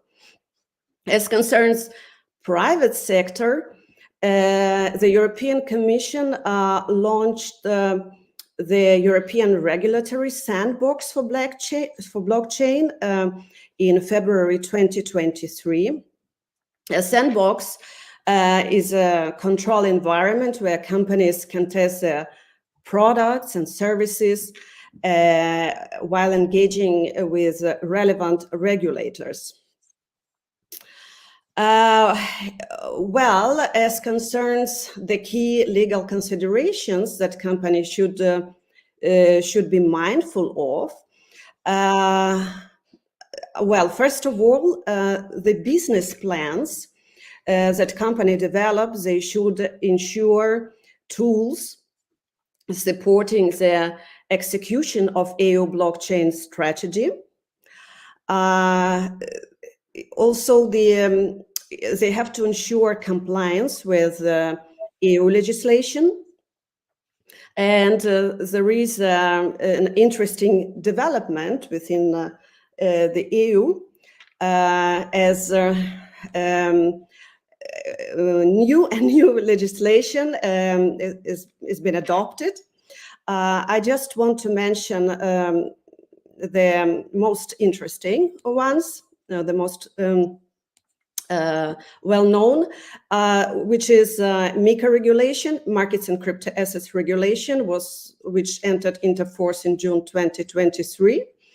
Well, it applies on businesses such as custodial wallets, exchanges for crypto-to-crypto transactions, crypto trading platforms, crypto asset advising firms. What is interesting as regards this regulation is that there are, as always, well, it's very long, it's very comprehensive, of course, and it sets a list of obligation for issuers of crypto assets. The advantages of MiCA is, of course, that it gives legal certainties, and the rules are tailored to fit crypto. But there are a few disadvantages, for example, that the rules are very tough, and the fines are also very high. Also an issue of NFTs that are in a gray area. So we still expect the Commission report by mid-2025 on whether further laws are needed to address, for example, the issue of NFTs and decentralized finance. I would also like to mention the very recent EU Act, that is EU Artificial Intelligence Act, that was adopted by the European Parliament on March 13th this year. And it is considered to be the world's First, a comprehensive horizontal legal framework for artificial intelligence. Well, this act is a part of a wider package of policy measures, which together supposed to guarantee the safety and fundamental rights of people and businesses when it comes to artificial intelligence. The rules are, in briefly, as such that the act addresses risks specifically created by AI applications, and the act prohibits AI practices that pose unacceptable risks. So it is very important for businesses to, first of all, perform inventory and classification of risks, develop a strategy for AI development, develop a strategy for AI life cycle, and also to handle or set forth AI principles and risk management guidelines. IA Act applies, by the way, to providers and developers of AI systems that are marketed or used within the EU, and which is interesting, regardless of whether those providers or developers are established in the EU or another country. So Then, let me ask you, yeah. Tatiana, let me ask you a question, because you have laid out so much for all of us to absorb, which has been phenomenal, especially for those that are not familiar with all the regulations that are in existence, both in your area as well as in other locations. I actually have a wild card question for everyone on the panel.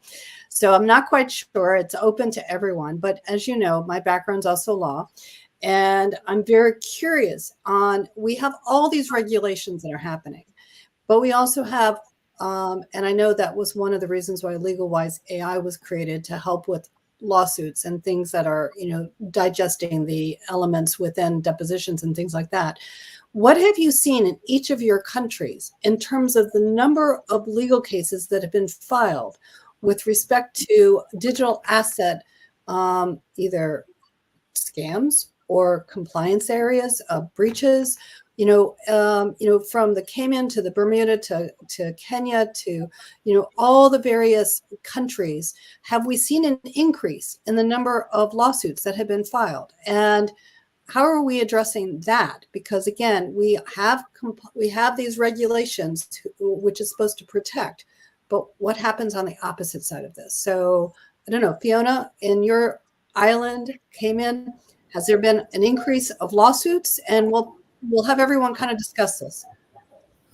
Sure, it's a really interesting question. And I think, when we think of regulation, it's consumer protection. That regulation is there to protect. In terms of enforcement, a big push in Cayman over the last few years was to add more people to the enforcement unit for kind of ORSIPs over here, because a lot of the kind of global lists that determine regulation want to see that enforcement. They want to see people actually carrying out investigations in the jurisdictions and protecting the consumer. So certainly there has been an uplift from what I've been told in terms of those investigations, in terms of kind of information sharing under the various regimes to protect the consumer. And that will have impacted Cayman as well, because there are so many entities based over here. I guess one of the key things when people think of Cayman, they don't always think of AML and KYC checks and sanctions checks, but actually it's really important for us as a jurisdiction. Cayman was on the grey list for some time, but is off the grey list now. And that was partly driven because of the resources that have gone into the consumer protection regime over here. So in fact, I think people are quite surprised at the level of enforcement and checks that are carried out by entities based over here. And that's largely driven by the people involved in the industry here. As we all know, if something goes wrong for a jurisdiction and in the industry, it doesn't look great. So a big part of what we do over here is try to protect against that happening. I'll kind of piggyback.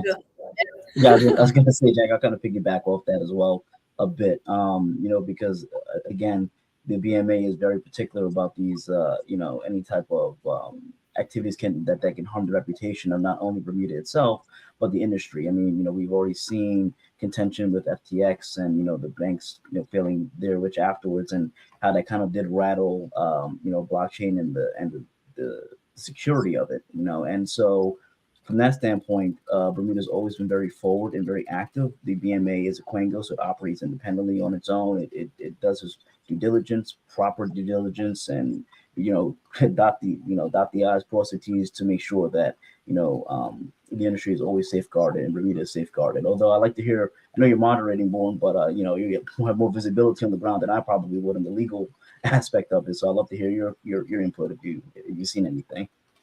Yeah, certainly. Thank you. In terms of actual litigation, there has not been any, as far as we're aware, before the Bermuda courts. I think there is about, 25 companies that hold the digital asset business license. As there have been shifts in the sector, some of them have scaled back their activity or changed. So there has been changes that you've seen in the composition of licensees with global trends, but very fortunately, and for the reasons Anthony mentions, Bermuda's, with its strong regulation, has been able to maintain a cautious and a safe position from a regulatory perspective. One of the things that I understood in coming to Bermuda and working in the jurisdiction is that the digital asset regulatory regime was evolved out of Bermuda's insurance industry, and Bermuda in insurance and reinsurance is a global leader and has very high standards of regulation and supervision of those which it licenses, which it applies to digital asset businesses.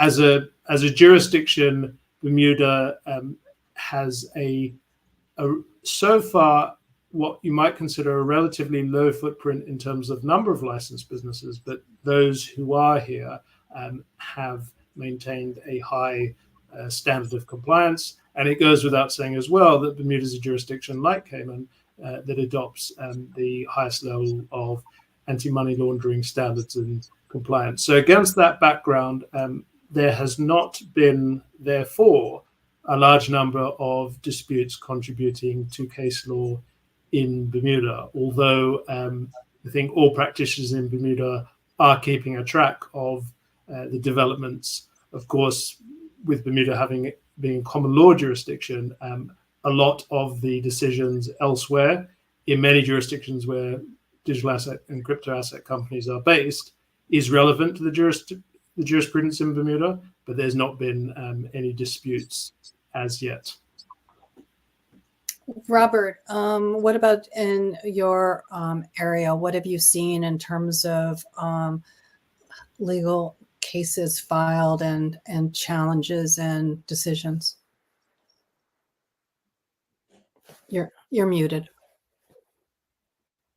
I hope you can hear me. So in Kenya, the courts have pronounced themselves on the matter, and there have been two landmark cases whereby there was one involving an ICO, initial coin offering. And like I said, there's been no legal or regulatory framework. So essentially, it's like Fiona was referring to earlier on in terms of consumer protection and investor protection. So the Capital Markets Authority, which is the ambient regulator in terms of virtual assets, or when it comes to virtual assets, they took the company, it was called Kennycoin, that was doing an initial offering, and they took them to court, and actually successful, as Kennycoin had not sought the CMA licensing or permit to conduct the ICO, and the courts actually placed the mandate on the Capital Markets Authority to regulate the virtual asset sector space. And also there was one whereby that's the first case, was another landmark case whereby it involved so in Kenya there's something called mobile money. Mobile money is quite prevalent. Most people can't afford, banks are seen as, bank accounts are seen as elitist. So having a mobile money, all you need is just a SIM card, and then you have a bank, technically have a bank in in your phone. So these guys had built a platform whereby you could use mobile money to buy Bitcoin, right? But unfortunately, they were taken to court, as innovative as that was. And the reason was it was like a PSP, a payment service provider kind of platform. And they hadn't sought the requisite, permits or licenses from the relevant regulators, this being the Central Bank of Kenya and the Capital Markets Authority. And it was quite an interesting case. And actually, the courts actually pronounced themselves on the Howey test. So it's the first time you're seeing, a justice or a judge of a Kenyan court going through the Howey test and classifying virtual assets as securities and whatnot. So those off the top of my head are the two most prominent cases that have been going on. As opposed to cases, there have also been cautionary notices that have been issued by the regulators. This is both the Capital Markets Authority cautioning the general public against purchasing or participating in various initial token offerings or ICOs. So the reason being, actually, let me give you a better picture. Kenya actually is the third largest market in terms of virtual assets in the continent. So it's a huge thriving market despite there being no legal and regulatory framework. And with that also comes the huge number of frauds, as you can imagine, because of the number of people. So there have been quite a few scams per se, whereby people do fake initial offerings and scam the general public. So that is what the Capital Market Authority rather has been cautioning the public against. And number two is the Central Bank of Kenya, like I mentioned early on. They've been issuing cautionary notices with regard to financial institutions working or dealing with the VASPs or anyone in the VASP space. So off the top of my head, that's what comes to mind in terms of jurisprudence in the sector. Yeah. No, I appreciate that because of the fact that we're all, as attorneys, trying to create the regulations that will protect people, but we also have to look at the flip side as to what actually is being, what lawsuits are actually being filed, because that also will define and determine what happens next. Tatiana, in your area. Hey, Jackie, Scott had his hand up. I just wanted to throw that in there real quick. He was kind enough to raise his hand. I'm actually going to save you to the end, but go for it. All right. When the question you were asking about what do we see in the United States around the growth of litigation, the United States for litigation is kind of the worst of two worlds. By far the largest litigation environment on the world. Litigation costs have skyrocketed, particularly for corporations here in the United States over the past 5 or 6 years. There's been a more than 50% increase in litigation matters for corporations over the past 5 or 6 years.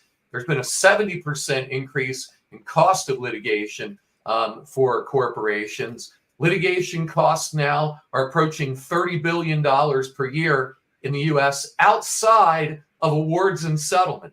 That's just the amount of money spent on going through litigations. So we have by far the most active litigation market. And a lot of that currently in the past 4 or 5 years has really been pushed by the rise of litigation funding in the United States. The flip side of that is that we also have the least effective kind of regulatory and legislative environment probably in the whole world. The federal government is virtually ineffective at introducing legislative regulations in this space. I mean, here we are.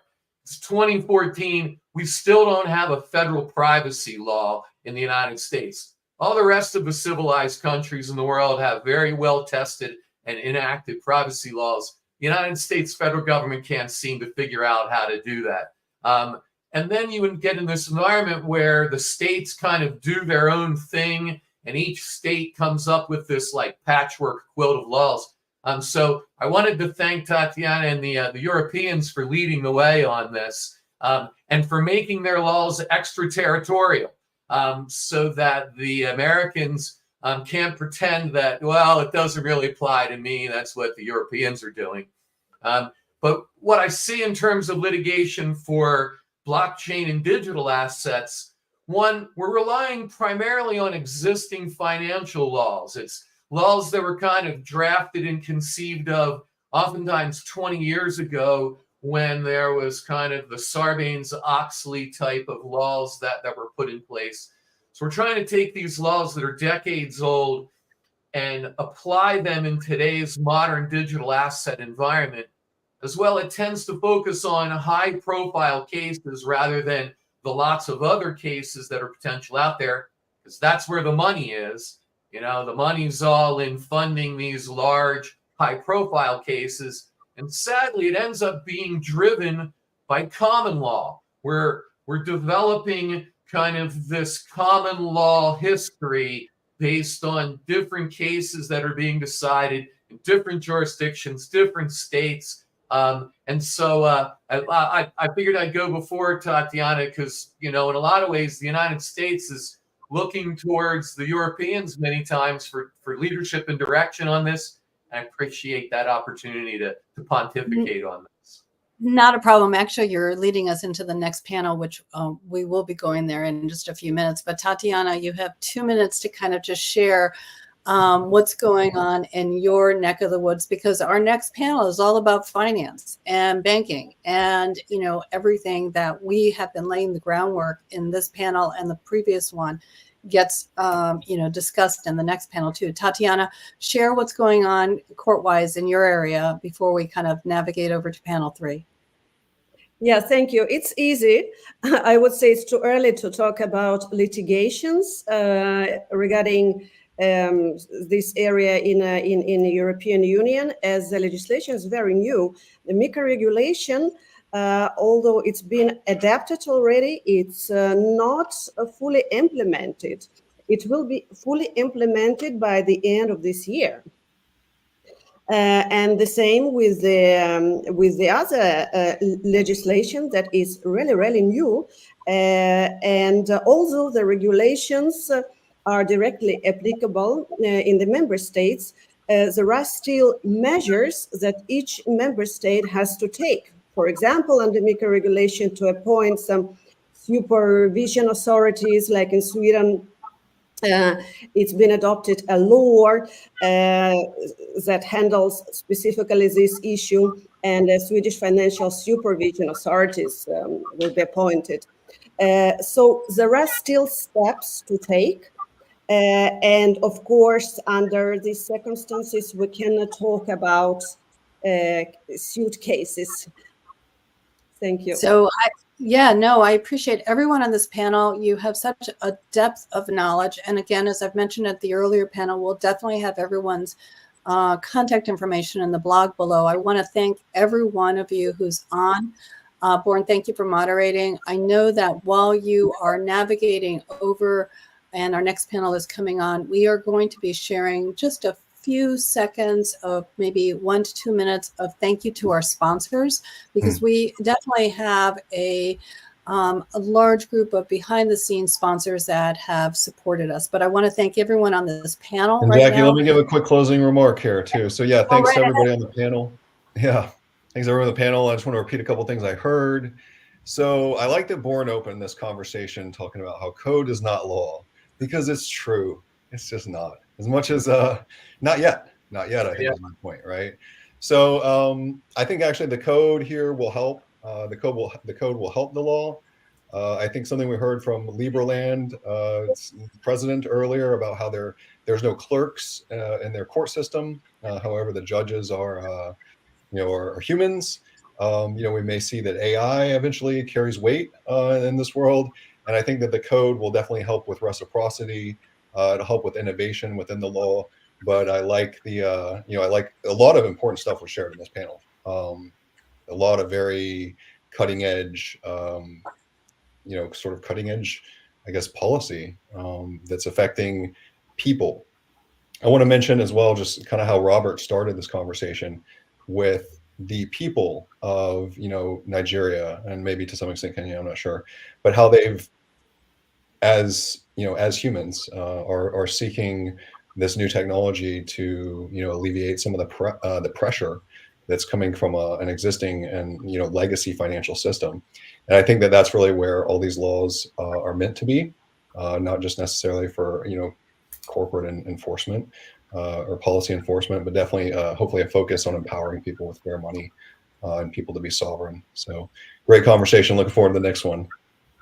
Yeah, very much so. I mean, again, we're in a decentralized community, but it's all about the people. So thank you, everyone, for everything that you shared. And now we're going to go on to the thank you for our sponsors and the next panel, which is all about finance, which actually created the decentralized community because everyone wanted economic freedom. So we're going to have all you move out, and we're going to move our next panel in. Thanks, everybody. Great, thank you. Thank you so much. Thanks, everyone. Fiona. Bye. Thanks, Tatiana. Thanks, Anthony.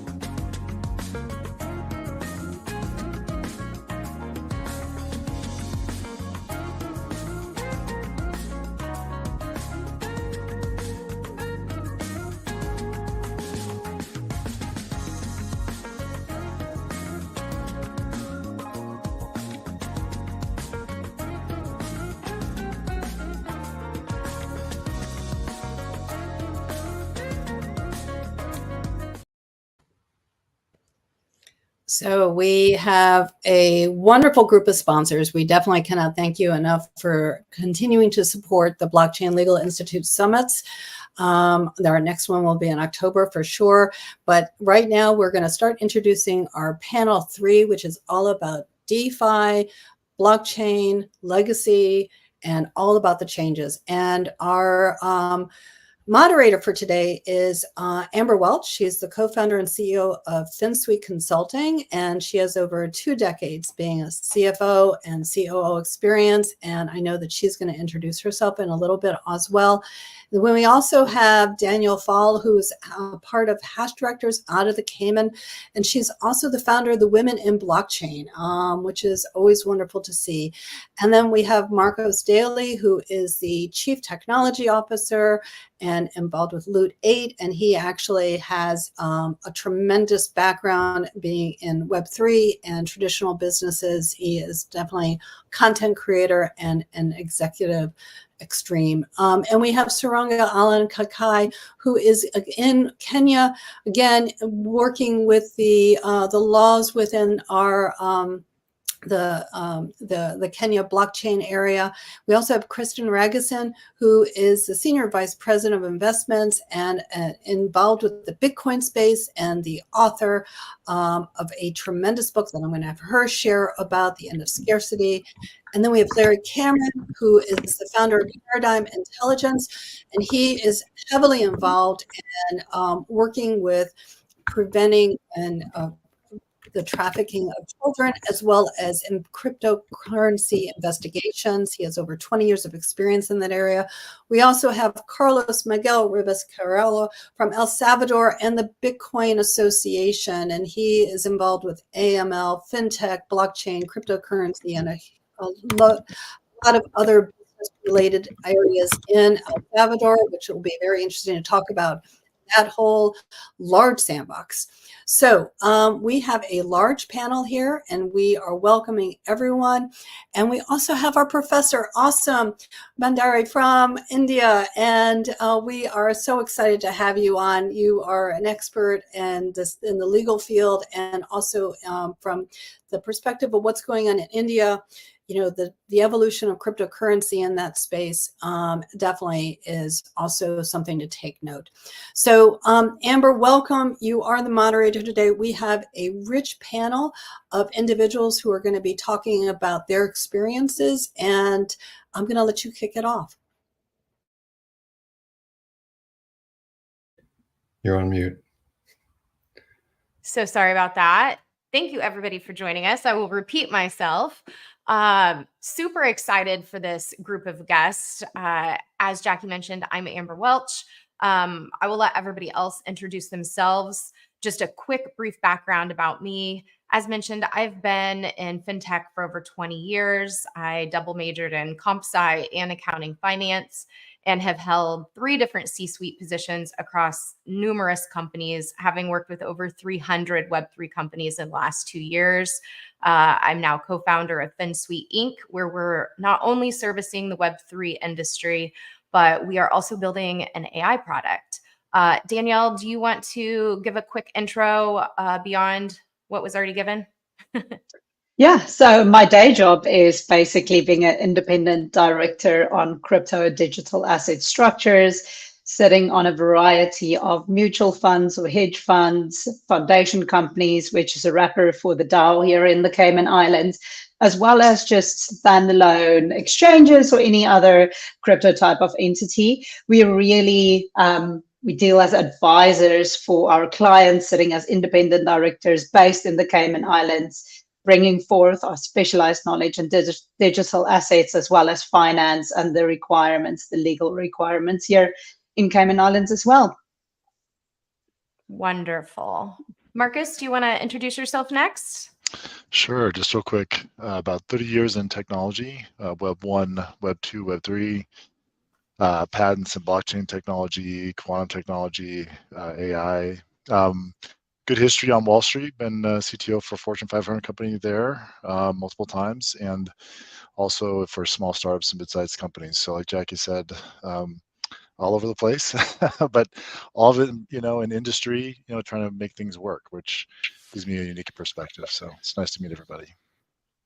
And we'll just keep moving right along across the screen. I assume everybody's is in the same order as mine. So Professor, if you want to introduce yourself as well. Yeah, good morning to all. And it's my privilege to join the Blockchain Legal Institute Legal Summit. Thank you, Jackie, for inviting me to this distinguished panel. I am Professor Dr. M.K. Bandari from India, with 46 plus years of experience in teaching, researching, consulting, and administration of the 4 leading universities in India. I have set up a global academy of law tech education, wherein we have a team of 120 members. Jackie is also our member, and we have a memorandum of understanding with BLI. We have 12 memorandum of understanding, 6 with Indian universities and 6 with overseas universities and institutions like GBA and many other. So through these members and institutions, we conduct programs, courses, online, offline.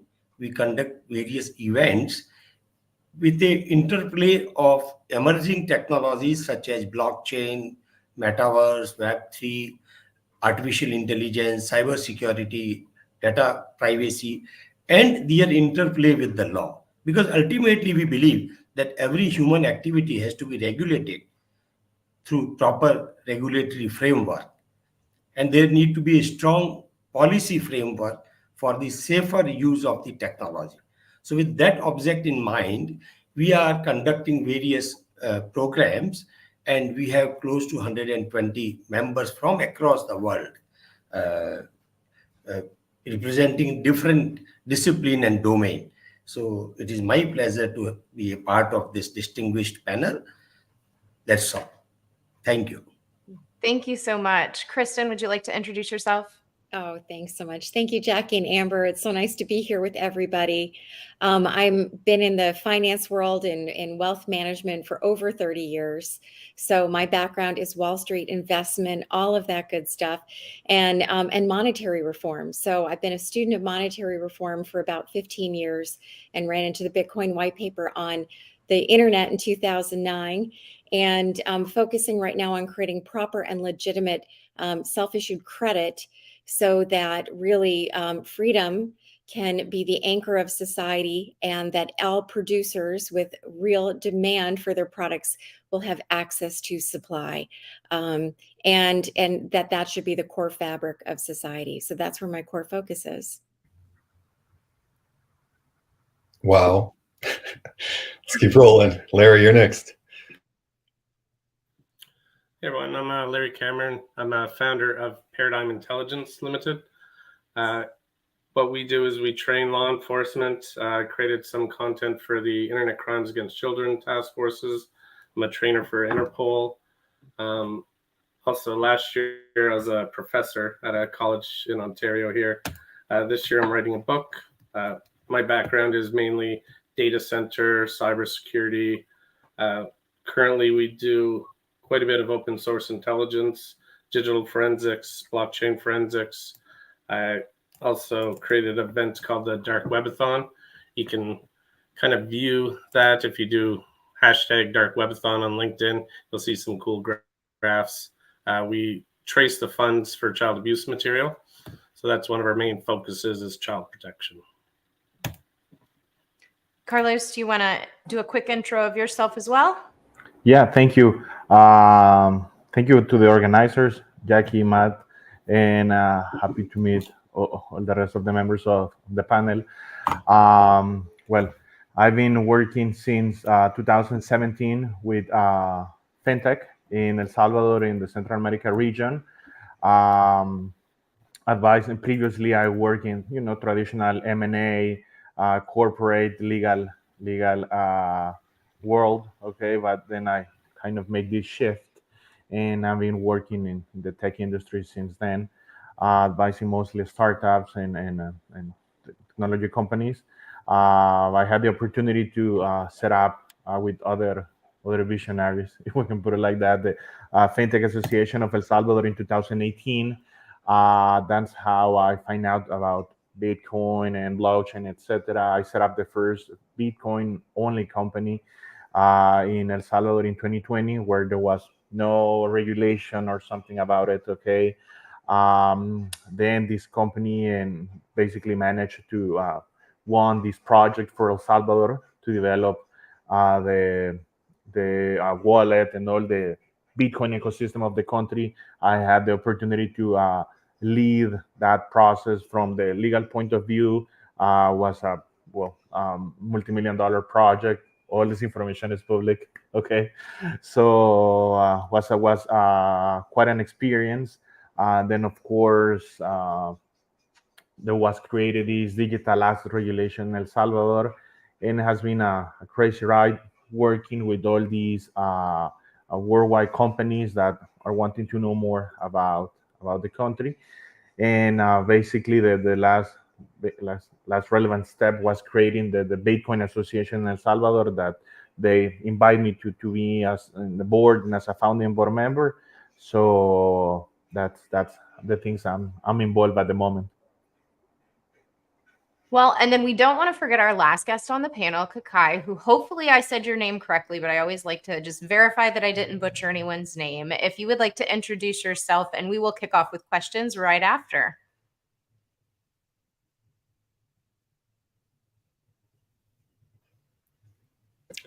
And I don't know if he can hear me, so I am going to go ahead with questions. And then if he does kick in, we can always do an intro afterwards. So today we are going to be discussing DeFi and the transformation of financial services. And so our first question is really going to go towards, let's start with Danielle. Given the Cayman Islands' prominent role as a global financial hub, how do you see the future of financial services evolving in the region, particularly in respect to the regulatory changes, the technological advancements, and of course, the global push towards sustainability and transparency? Thanks, Amber. We had the benefit of having you down about, when was it, at the end of last year, and ever since we've been searching for another opportunity. You come to this island once and you want to live here forever. I have to say, for a very small island, I think we are moving the needle quite a bit when it does come to DeFi and, transitioning to a new financial system. We've always been a leading offshore jurisdiction, where offshore companies that want to incorporate offshore or has that structure in mind will need to come. And then we've always been accepting of alternative asset classes.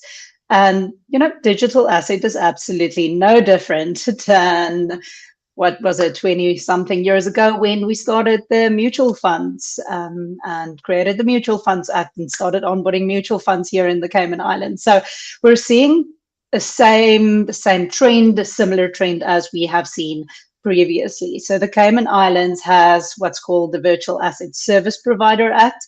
It came into effect in October 2022, I believe, and that was phase one, where all the companies had the opportunity to register as a virtual asset service provider here, ensuring that they have a framework of reference when it comes to doing business in digital assets, which gave them, peace of mind and some comfort incorporating here in the Cayman Islands. We are currently busy with phase two. And SEMA, our monetary authority here, has now opened up the act for consultation and commentary from the community. And this is the first time we're seeing the commentary being accepted on GitHub, which is absolutely phenomenal to see, especially from a small government in a small country like ours. Our government is very forward thinking and they're embracing the technology and the nuances in the digital assets, industry in that way. So at the moment, I'm also involved as steering committee member of Blockchain Association of the Cayman Islands. We are holding roundtables, getting community involved and giving everybody in the community that operates in digital asset input into developments in the law. And then, the regulator and the government will run with that and make adjustments as they seem appropriate. We also have a structure called a foundation company structure, which is very popular these days. Now, that is really used as an offshore DAO structure.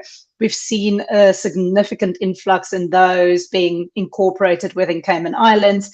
A lot of those people want to come offshore for different reasons, and having that legal backing and that security for their token holders and any service providers rendering services for the DAO. So we've seen a significant growth in that as well in the last couple of years. Then, Cayman Islands have been operating for quite some time. We have very, very high quality service providers. I would say they've seen everything in the industry at this point. I mean, as an independent director, we've seen hacks of bridges, we've seen liquidation of tokenized funds, we've seen things go wrong. And we know what to look out for, and so does the other service providers in Cayman Islands as well. We have legal teams that's been dealing with this for years and auditors that's been dealing with this for years. So I think the quality of service provider here is phenomenal, specifically in the DeFi and digital asset space. And then lastly, it's just a phenomenal industry and place to deal with. We understand the quick turnaround times that this industry, requires. And when it comes to something like, thinking forward with ESG and thinking forward with, having everything open there on the blockchain, this is something we're really pushing. We can see all the transactions on the blockchain. Cayman Islands has also been taken off the grey list recently for KYC purposes. Just saying, we're open for business. We're abiding by the laws and regulations, even going a step further than necessarily required in some of the other jurisdictions. We're open for business for crypto, and we welcome everybody in. And as an independent director on those structures, I would definitely welcome you in on behalf of Bucky and the entire community here. I think you made like a go ahead, Jackie. So sorry. Oh, yeah, no, I think we both have the same idea. What I think is very interesting here is you're kicking off the finance DeFi panel with a commentary about the island sandbox. And from that perspective, I think it's going to be interesting to hear what everyone else is also going to be sharing from their experience, because the Caymans is definitely a role model and leading the way in a lot of different areas. Amber, who did you want to talk about next from their experiences in this community? Because we have a variety of viewpoints here. Yeah, the next question I wanted to actually dive into is more in relation to Africa. So I want to throw this one to, and I apologize if I mispronounce your name. Is it Kakai? Am I saying it correctly? Because I feel like I might not be. Okay. Yeah, you're saying it correctly. Well, I will let you introduce yourself first, since we missed that initially. And then I would love for you to answer the question related to regulation considerations. And what I mean by that is, what regulatory considerations are really imperative for safe integration of DeFi services into like the mainstream financial landscape? And further, how do you see this impacting countries within Africa and even other continents? Yeah, awesome. So by way of introduction, my name is Kakai. I'm based in Nairobi, Kenya, but I'm also currently in London for the Digital Asset Summit. So yeah, my background is in law. I'm a lawyer by profession, an attorney in Kenya, but I'm also the director for legal and policy and regulatory affairs at the Blockchain Association of Kenya. Based on that, I was the lead in drafting the Kenyan Virtual Asset Service Providers Bill, and I'm also working on a virtual asset tax reforms for Kenya and virtual asset ML and CTF policies. Now, to the question on what regulatory considerations are imperative in terms of DeFi regulation, I would answer that question by, given that I've interacted both with the private sector and the government, some of these regulatory considerations, government usually more biased towards some considerations, while private sector usually biased towards some considerations. So for instance, I will start with the regulatory considerations for DeFi products, or rather founders. A lot of founders have interacted with in the DeFi sector when in terms of exploring regulatory consideration and metrics for them setting up in jurisdiction is consistency in as far as laws and regulations are concerned. By this, I mean, we understand we're in the tech space. Countries are borderless. If somebody deployed a product, or they want to launch a product across 5-10 jurisdictions. I mean, companies like Binance, for instance, are operating across 18 jurisdictions. And various other companies, for instance, in Africa, are operating across 5 jurisdictions. So based on my interaction with some of these clients, usually their primary consideration, and even when we were drafting the bill, is laws and regulations that seamlessly that are interpretable or communicate to other jurisdictions. By this, I mean, if somebody is, for instance, licensed in Cayman Islands and they would want to come to Africa, they would look for regulations that makes the compliance burden less heavy on them. That means if they came to Kenya, the first question would be, if I got a Kenyan license, how easy will it be for me to get a Ugandan, Tanzanian, and a South Africa license? So from a business perspective, a lot of businesses look at, consider how easy it is for them in terms of a compliance burden for them to have one product and have the product easily operate across several jurisdictions, because all these jurisdictions have more or less basic similarity in how regulations look like. Even that is why when we were drafting the VASP in Kenya, the Virtual Asset Service Providers Bill in Kenya, we looked at Cayman Islands, we looked at Bermuda, we looked at Mauritius, South Africa, Singapore. The goal for that was just to make sure that we are more or less on the same page in as far as the regulatory clarity is concerned. So with that being said, the primary thing a lot of startups look for is consistency. Now that is on the startup end. On the government end, considerations are usually heavier and more tougher on businesses. Number one, governments look at very strong consumer protection frameworks. Because, I mean, for instance, government want to protect their consumers, particularly and especially retail consumers. Governments want to be in a situation where they avoid another FTX collapse, they avoid another Terra Luna collapse, or all these rug pulls that happen. So one primary regulation consideration, and this cuts across a lot of vast regulation, is consumer protection, especially and particularly for centralized entities. Number two, AML and CTF. I mean, anti-money laundering is a very huge consideration, especially when conversations around virtual assets and cryptocurrencies come into the picture. We've just recently seen Binance being fined about $4 billion by the US government based on AML, CTF concerns. They're still receiving the same hit in Nigeria. Nigeria government is also doing a crackdown on Binance, and they have actually just received a court order for them to disclose top 100 of the trades they do. Equally, Kenya is also trying to be very keen on ML and CTF considerations. South Africa as well, and a lot of African countries. So to that extent, I think ML, CTF is one key regulatory consideration.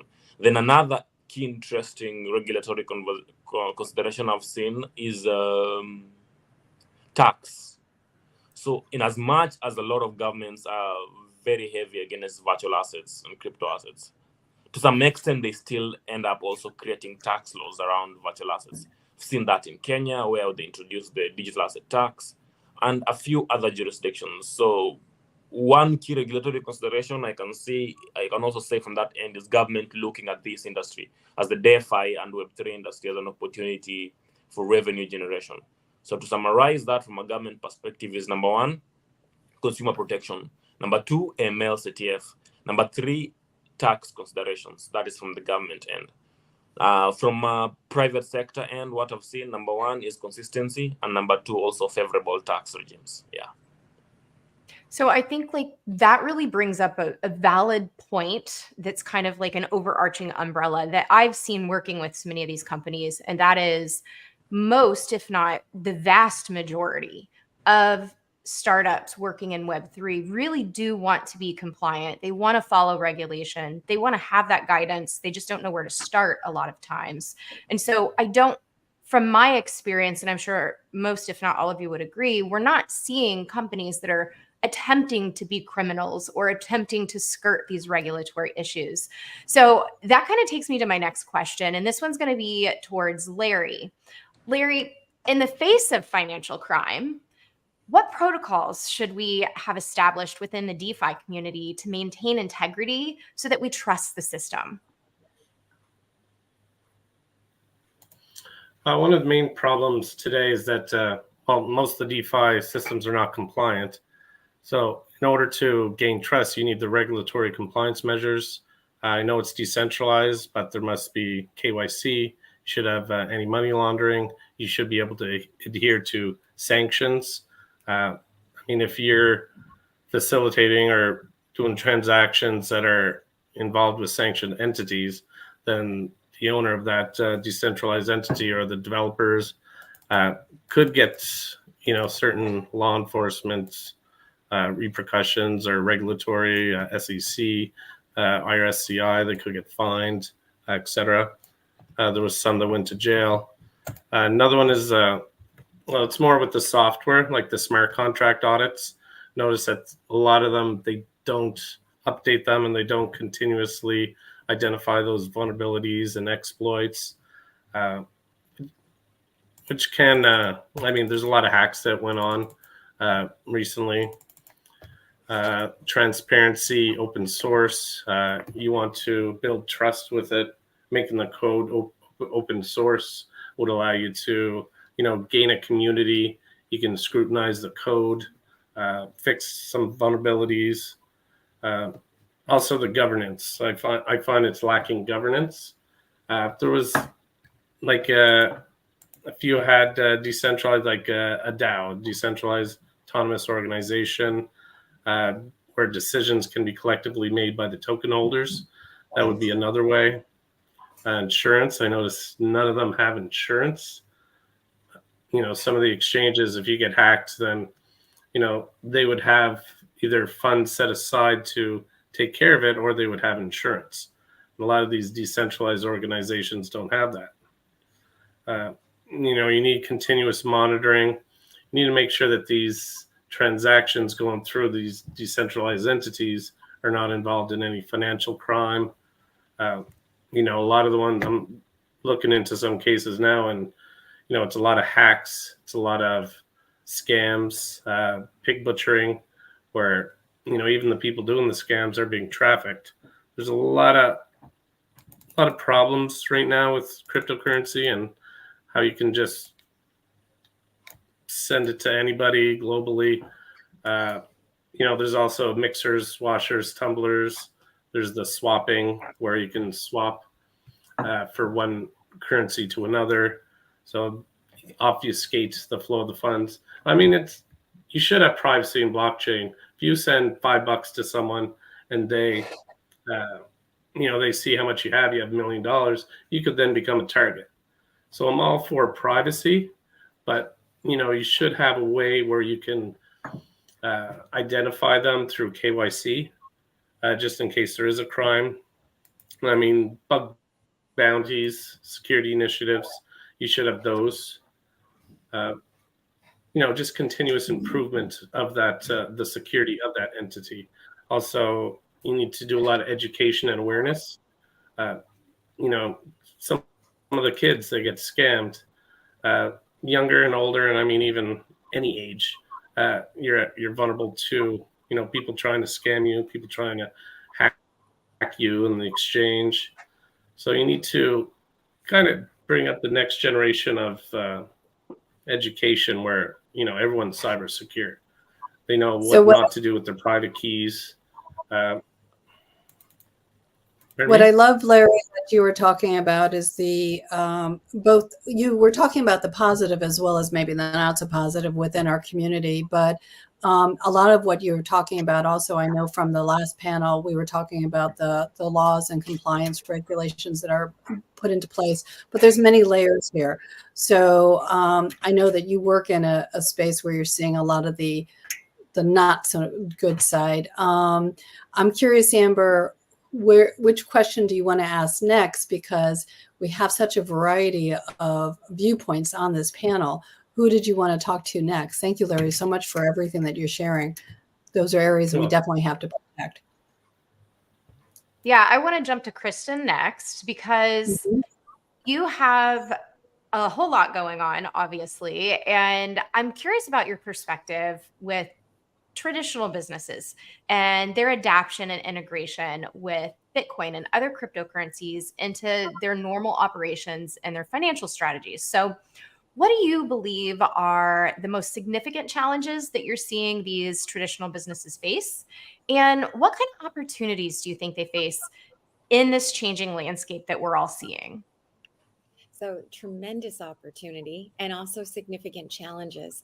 And I think sort of one of the most amazing things to stop and pause is that even though we're at this precipice of incredible change, this is actually nothing new.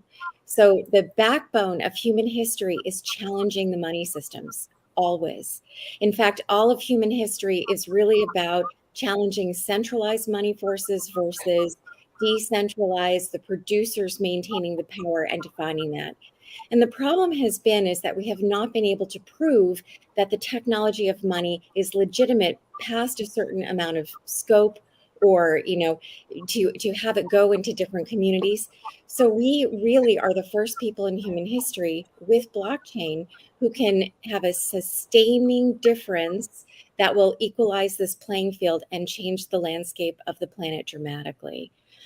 So we can look at this even as whether it's any country, but the founding fathers came here because they were in debt, and they started to self-issue their own credit, but the British took it away because, again, it was a little bit in the possibility of too much freedom. So businesses, in terms of just regular cryptocurrency, using DeFi, using blockchain, there are many different avenues where this is coming through.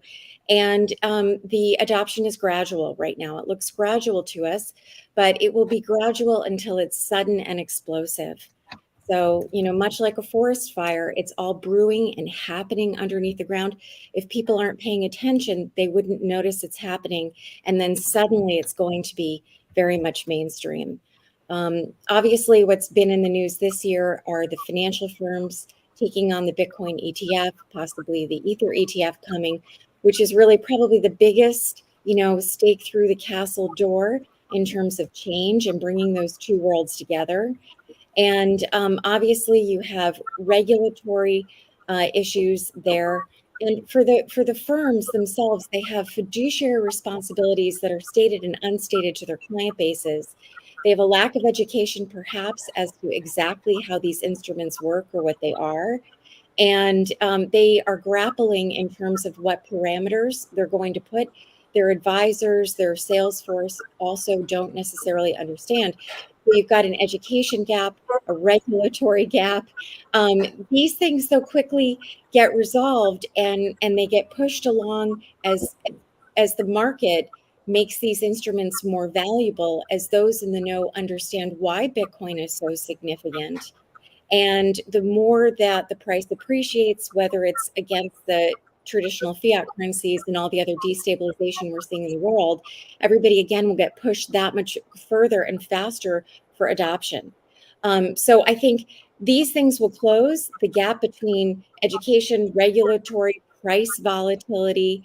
Markets will drive that. People will catch up faster up to speed, and it's certainly not going away. And then that will open the floodgate of all the other innovation, which I think DeFi is probably the most important.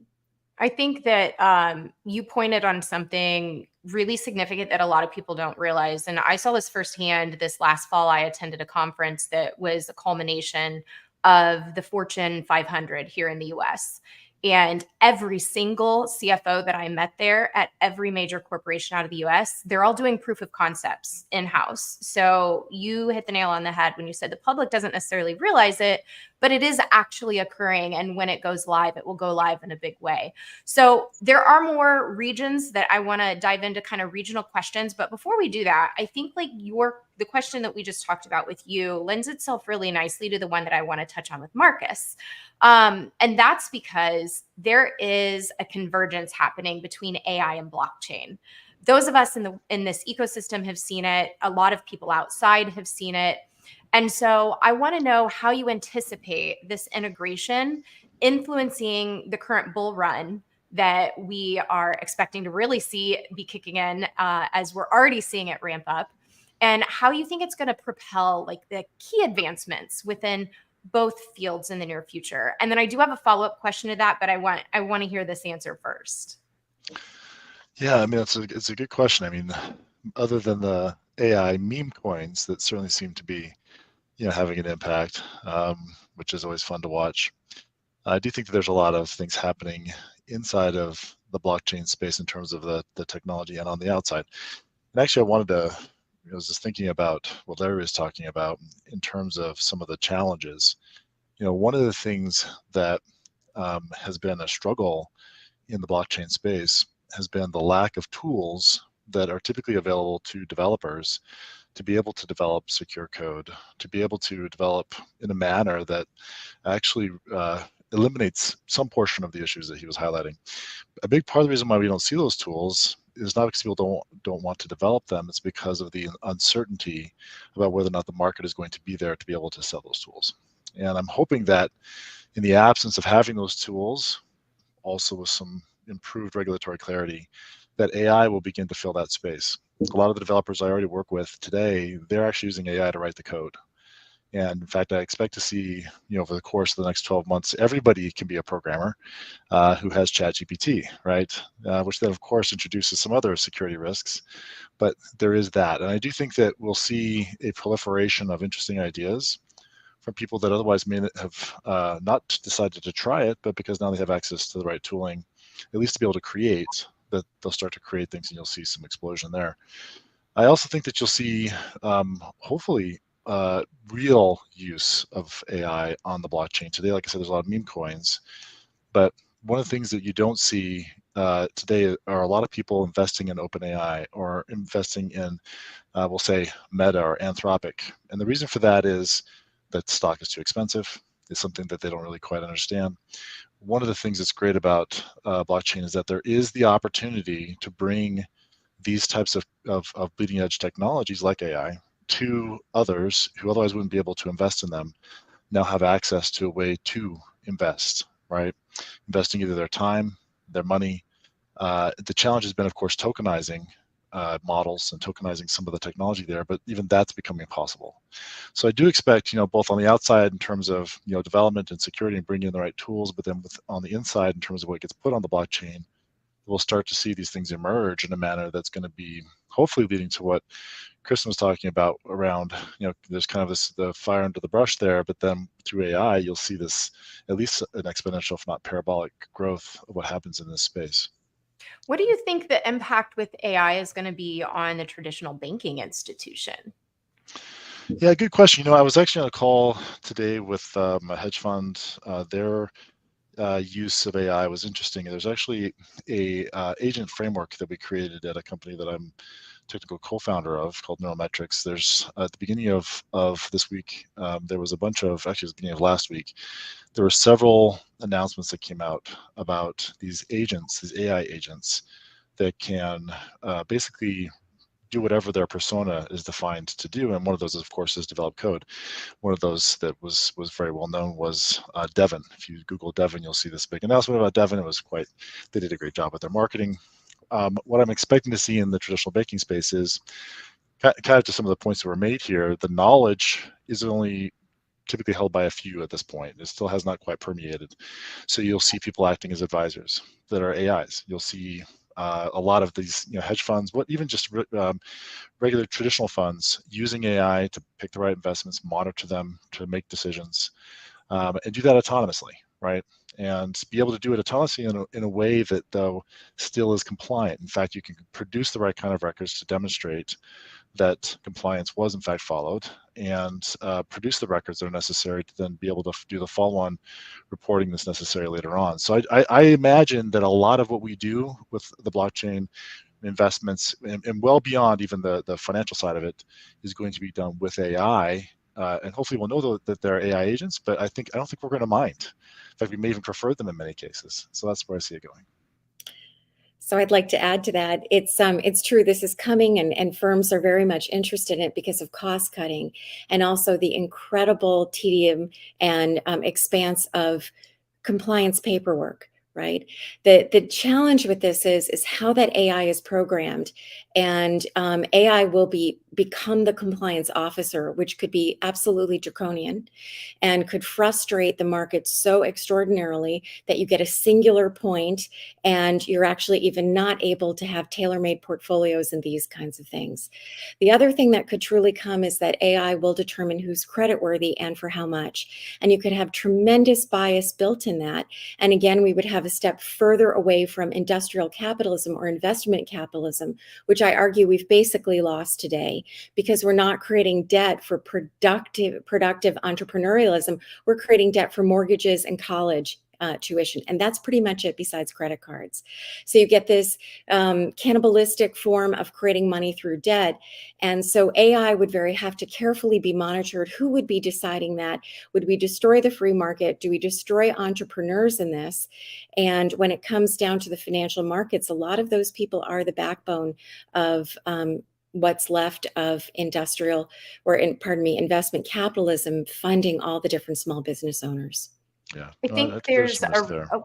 I think there's a really interesting aspect of this too, where we've seen all of these spaces have a lot of regulation and a lot of compliance and oversight in their sectors, their individual sectors. But like VCs in certain areas of funding small businesses don't necessarily have that level.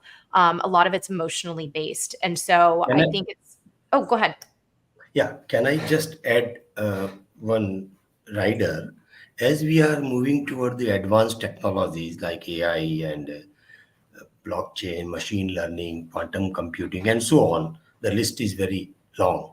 I think the biggest challenge before all the countries, all the jurisdiction is to ensure a cyber resilient and strong cyber security framework. And second thing to my mind is, as we are sharing vast amount of data, because all these technologies are data-driven technology. So the privacy and integrity of data and privacy of individuals is again a very important challenge for all of us, and especially for the governance to regulate that how we can make a safer use of technologies. That's just by way of some addition. Okay.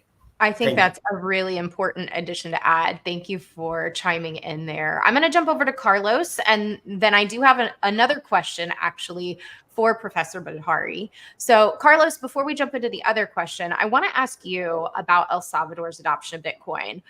LATAM as a whole region has been very accepting of blockchain. El Salvador has really led the charge with their acceptance of Bitcoin and blockchain technology and use just throughout. And so I'm curious about that influence within all of South America and the countries in that region.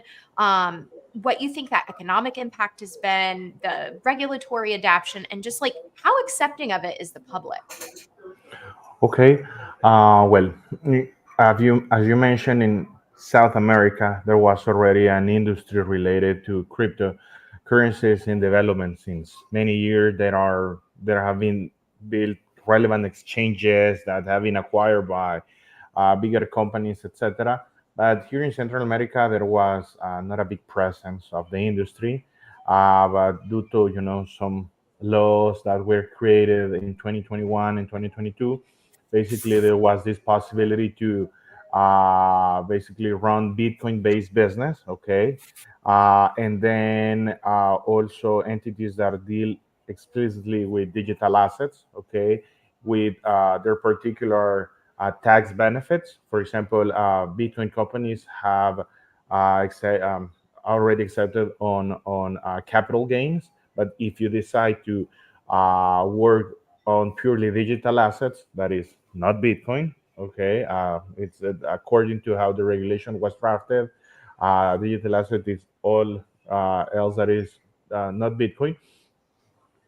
You have a wide range of tax exemption. It doesn't matter if you are working on an issuance of a token, or basically you are providing digital assets, stable coins, etc. You have a complete tax exemption on different taxes. Okay, so that's make very interesting to different companies come in and set up here their headquarters. About like other countries, specifically in Central American region, wanted to.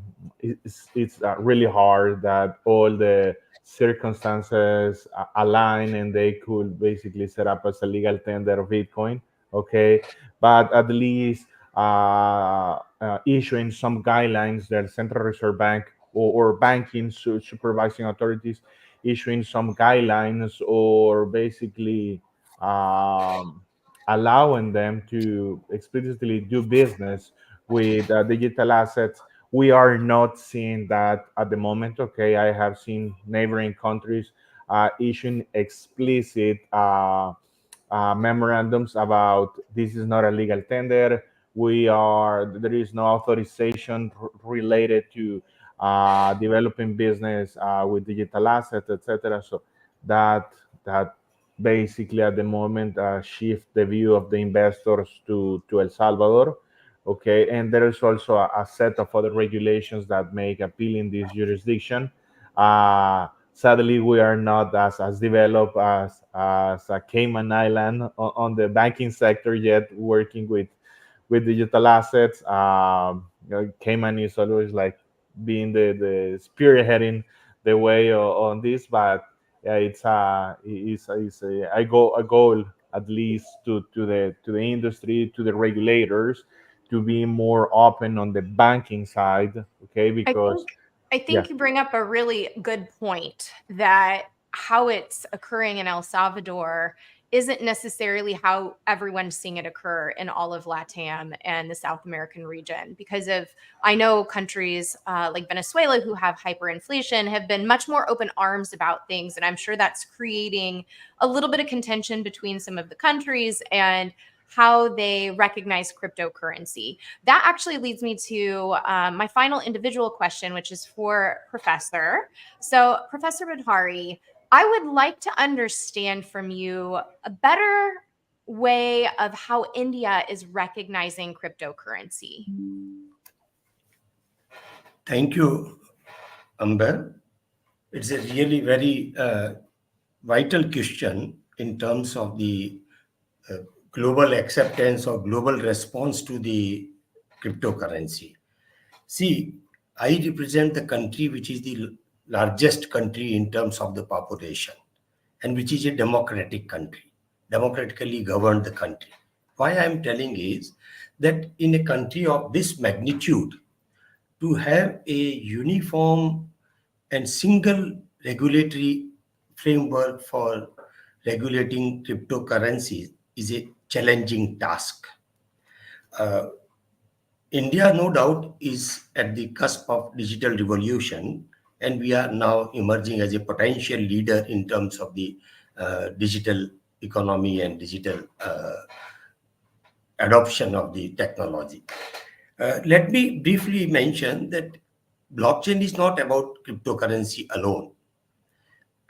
There are many use cases. Blockchain as digital ledger technology has many use cases, and India is taking advantage and exploiting all the possible opportunities through national strategy for blockchain and national blockchain framework, a dedicated platform by using the blockchain technology in the governance.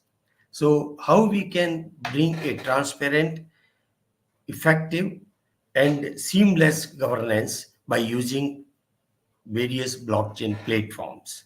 So in that regard, I'm sure that India is doing pretty well, and we are adopting blockchain in a massive scale, both in terms of public-private partnership. Even as you know, we are the largest democracy, and now we are conducting elections. Next month, we will have a parliamentary elections. So our Election Commission of India is planning to conduct election using blockchain technology. The identity cards, what we call voter cards, they may be put on blockchain technology, so they cannot be tampered, or they cannot be hacked, or they cannot be duplicated. Having said that, now coming to your question about regulating their cryptocurrencies, let me say you that we are moving from hostility toward neutrality. In initial years of Bitcoin and other cryptocurrency evolution, India was hostile. Indian Federal Bank, the Reserve Bank of India, was not ready, and still it is reluctant to accept cryptocurrency as a legal tender or as a currency per se. So we don't recognize it as a currency. And the dilemma is that still we are not clear whether it is a security, or it is a asset, or it is a goods, in what category we need to classify, so that accordingly we can regulate. But now gradually we have adopted a neutral approach. It is neither prohibited nor permitted. So after 2020 Supreme Court judgment, Supreme Court is the apex court of the country, wherein the Supreme Court allowed crypto exchanges to deal with cryptocurrencies with certain KYC requirements and certain conditions.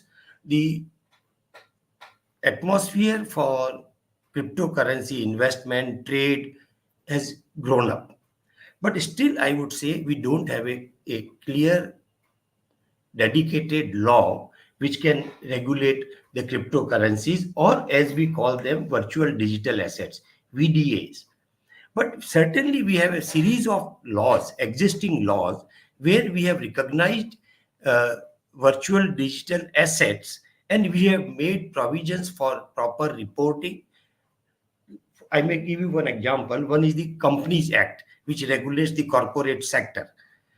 It has made a provision to report all transactions done via virtual digital currencies. So what it has done is, it has recognized that yes, the transactions can be done via virtual digital assets. Similarly, the PMLA, Prevention of Money Laundering Act, which is similar to several countries, we have a stringent provision that if the digital assets are not properly transacted as per the requirement of the PMLA, then stringent punishment will be there.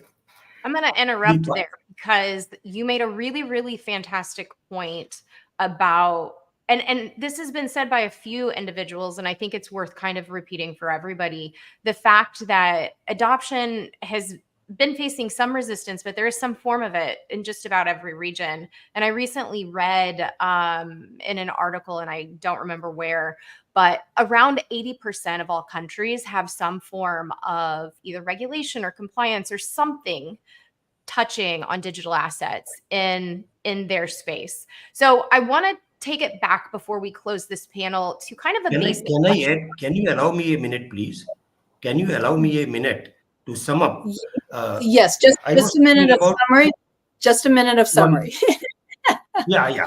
Just a minute. 60 seconds. Okay. So we have an Income Tax Act, which has now imposed in 2023 30% tax on digital asset transactions. So that means that yes, digital asset transactions are permissible. Now, when India was a president of G20 nation last year, our Prime Minister and our Finance Minister, Law Minister, on various fora of G20 have strongly advocated that these kinds of instruments must be regulated via global consensus. We need a global consensus for a regulatory framework which is convenient and which is acceptable to all the countries. Silos will not work. Thank you. I think that based on what you just shared, that is actually, and I really don't want to end our panel discussion because we've only, as I've mentioned before, touched the surface. But Professor, what you just shared is true. There needs to be a global consensus because how every country is doing this is important because we're all individual, but there has to be a definition that can be across the board because digital assets and businesses are global and we're not just now operating in individual countries anymore. So I really, Amber, I'm going to let you have the last 60 seconds before we wrap up because we have a phenomenal EndNote speaker who is coming. And I definitely want to thank everyone. And as I've mentioned before, everyone's contact information will be in the blog below. And everyone who you've seen on our panels, we do have more talk shows that we've done for Blockchain and Legal Institute, so you're able to actually listen to their full stories. But Amber, why don't you go ahead and wrap up for our panel today? Yes, thank you. I know we didn't even get to scrape the surface related to DeFi. We had some great questions from the audience on some basics even of cryptocurrency. So the way I would like to close out this panel is just to recommend that anybody listening, no matter what your level is, that you continue to seek out and be inquisitive. If you're a beginner learner and you're trying to understand what a block and blockchain technology is, there's fantastic free resources. There's books such as the Bitcoin Standard. You can find a plethora of information there. Of course, Blockchain Legal Institute has a nearly unlimited amount of information that will help guide you. And then just to kind of close out this panel, I want to say thank you to all of our guests and encourage anybody that is listening to feel free to reach out and get in touch with all of us. Everybody here is an expert in their area. They have years and years of experience. And from my personal experience, and I'm sure everyone here can back this up, this community truly is that. It is one of a community where everyone wants to help other people learn and grow. And so don't hesitate. Don't ever think that a question is not worth asking. It always is. Everyone here and beyond would be more than happy to help you grow your knowledge. Thank you, Jackie and Matt, for having us. And I'm going to pass it over to you guys to close out this panel. I'll throw some remarks in here real quick. First off, the biggest thanks to everyone, and definitely you, Amber, for being an incredible moderator. I heard some inspirational things here. Maybe my takeaway is that a lot of these financial incumbents, Kakai is over there in London. If there was ever a financial incumbent, it might be the folks there. But I feel that there's some, there's some headwinds, and there's a lot of innovation going on now where jurisdictions like Kenya are creating models and adapting the things that are going on in the world, like DeFi, maybe faster than the incumbents. I don't know if that's fair to say. Our friends in the Cayman Islands also have, new, well, they've always been a leader, right? Now there's leaders kind of stepping up everywhere. And I think that DeFi is a big part of that. And so I'm happy to have, been able to absorb all the thoughts here. Those are my thoughts. And then Jackie, let's hear from you. And then we got our wrap up and we can get everybody out of here. And we, this is our second summit. We started with real world assets. We went to blockchain law. We're now talking about finance, from the perspective of Bitcoin, from the perspective of AI, legacy, DeFi. I mean, this is a rich, deep space. And we all have an obligation to mentor others. And I think that that's exactly what Amber has shared. And we also have an obligation to think about the individuals. That's why DeFi was created. It's all about making sure that we all have the economic freedoms that we want.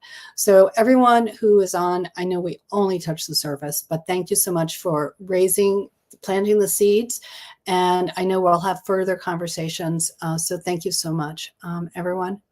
Thank you so much. And now we're on to our end note.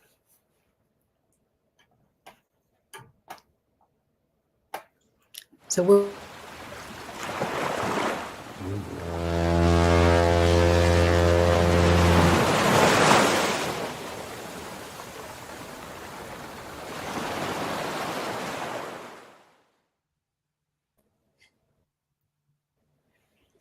So our EndNote speaker, I met through the GBDC. Dale Christie is a business fellow. He's a blockchain strategist at FedEx. He's the chairman of the BIDA Standards Council. He is an experienced supply chain executive, and he's a philosopher. And he has always inspired me every time I've spoken with him because he is a forward thinker, a futurist in terms of where the problem is and how to solve it. And Dale, thank you so much for being our EndNote. You have a job now of summarizing the last 3 hours that I think only you could do. So how are you doing today? I'm doing great. I've never been preceded by a cruise commercial before, but now I can check that one off the list. Jackie was responsible for that one. Jackie's a big cruiser. Yeah, very happy to have you here, Dale, and thank you for listening on. And we look for you for the keynote or for the EndNote here with inspiration and your comments. Well, you flatter me, and I'm humbled by that. And Jackie and Matt, thank you obviously for the opportunity to join this event today. I'm going to do my best to offer closing comments, I guess, and connect what was covered today with my own experience and perspective in this area. The challenge is I'm not a lawyer and I'm not in the DeFi or finance space. So, but I think I've done this long enough to hopefully connect a few dots. I obviously have great respect for the esteemed moderators and panelists today. I learned a lot. lot of expertise. So I applaud all the people I've been listening to, and I've been trying to take great notes to some of this stuff. As the blockchain and Web3 lead for FedEx, my focus is in the enterprise space. And I also happen to work for a company that goes to 220 countries and territories. So my default position is really the International Space Station. So I'm going to take you up there for just a second, if you would. At that level, there is no FedEx, there is no industry, and there are no borders. And data knows no geographic borders. So that has also led me to a very, very broad perspective on things like open protocols and standards and interoperability, some of the things we've been talking about today. And again, in the global commerce space, we think it's going to take a pro-competitive global village, or what I refer to as a co-opetition, to scale blockchain and Web3 technologies. I would also say that the future of global commerce is paperless. So that tells you that all of us that we've been talking about today on these digital platforms and digital first focus is going to come true.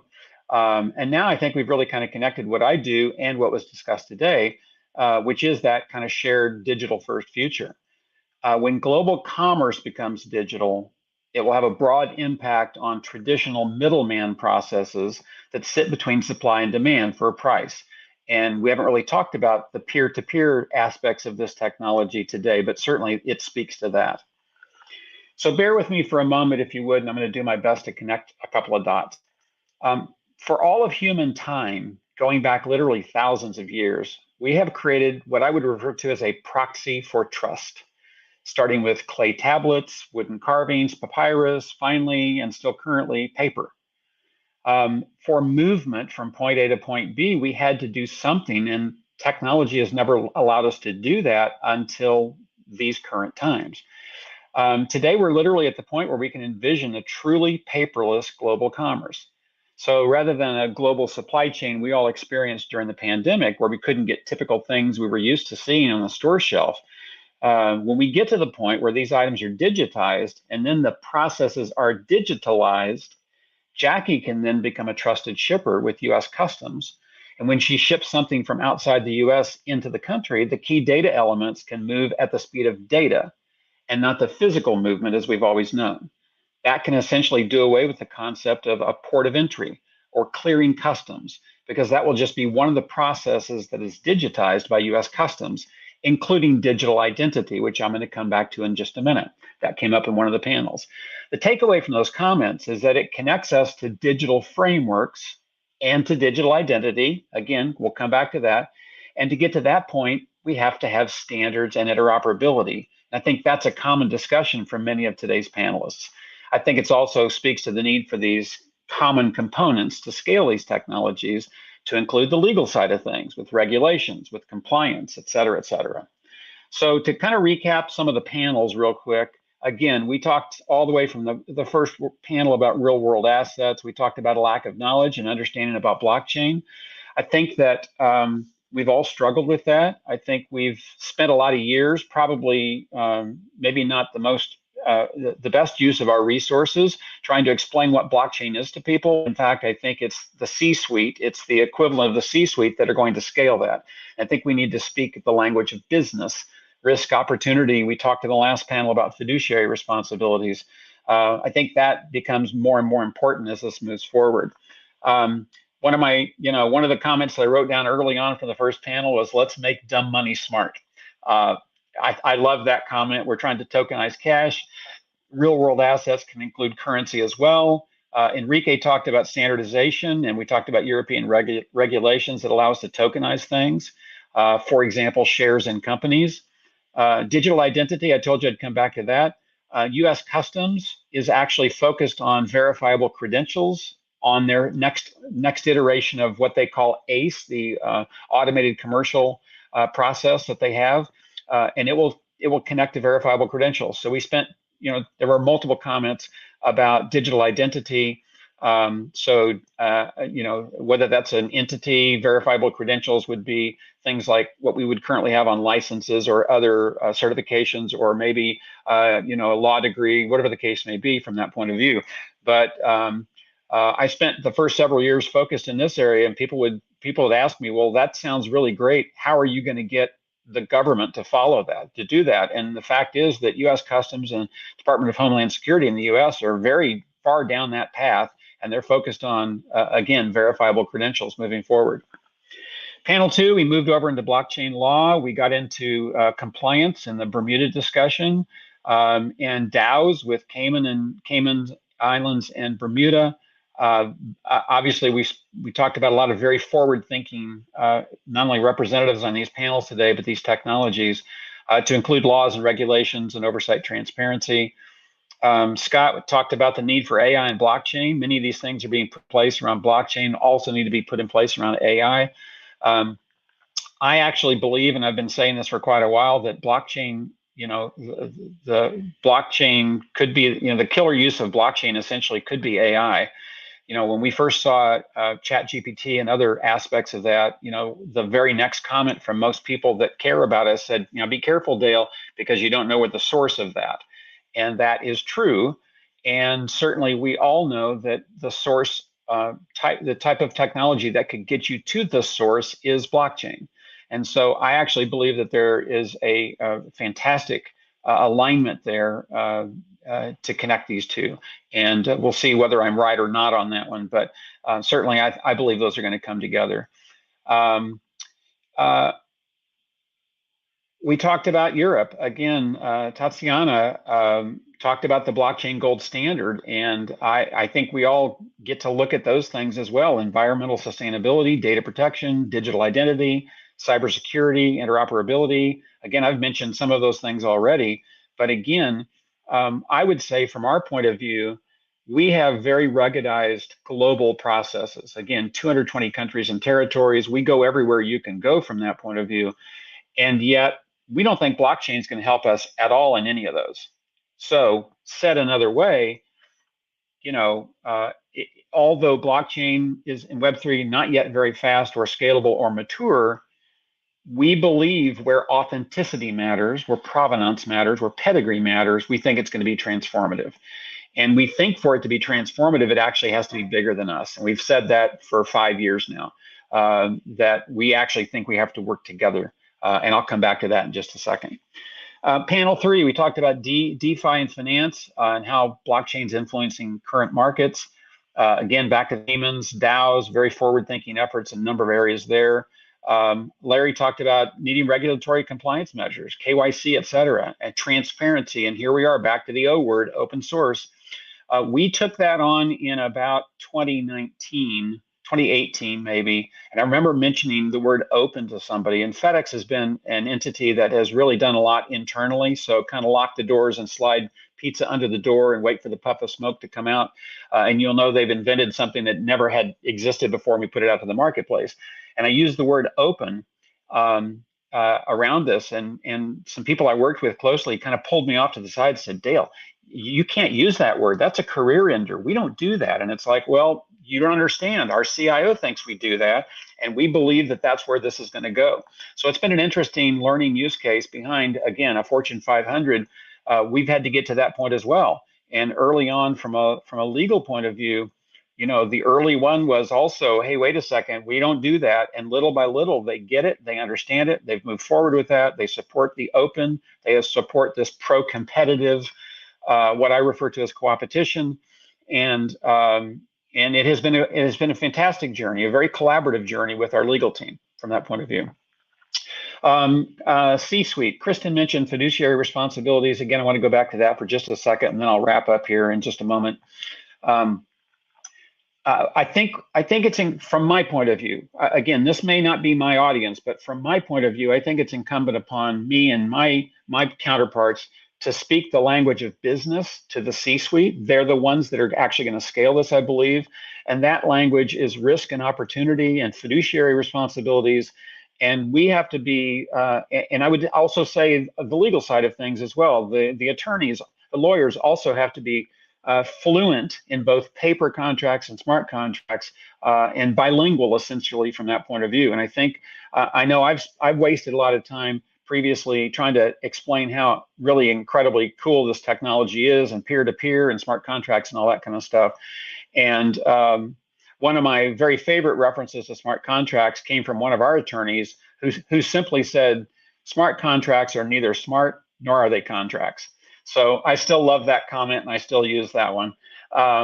And the final comment I want, before I get to my few closing comments, is this resistance to adoption. I am a naive and idealistic person. I've spent most of my career on process improvement in big corporations.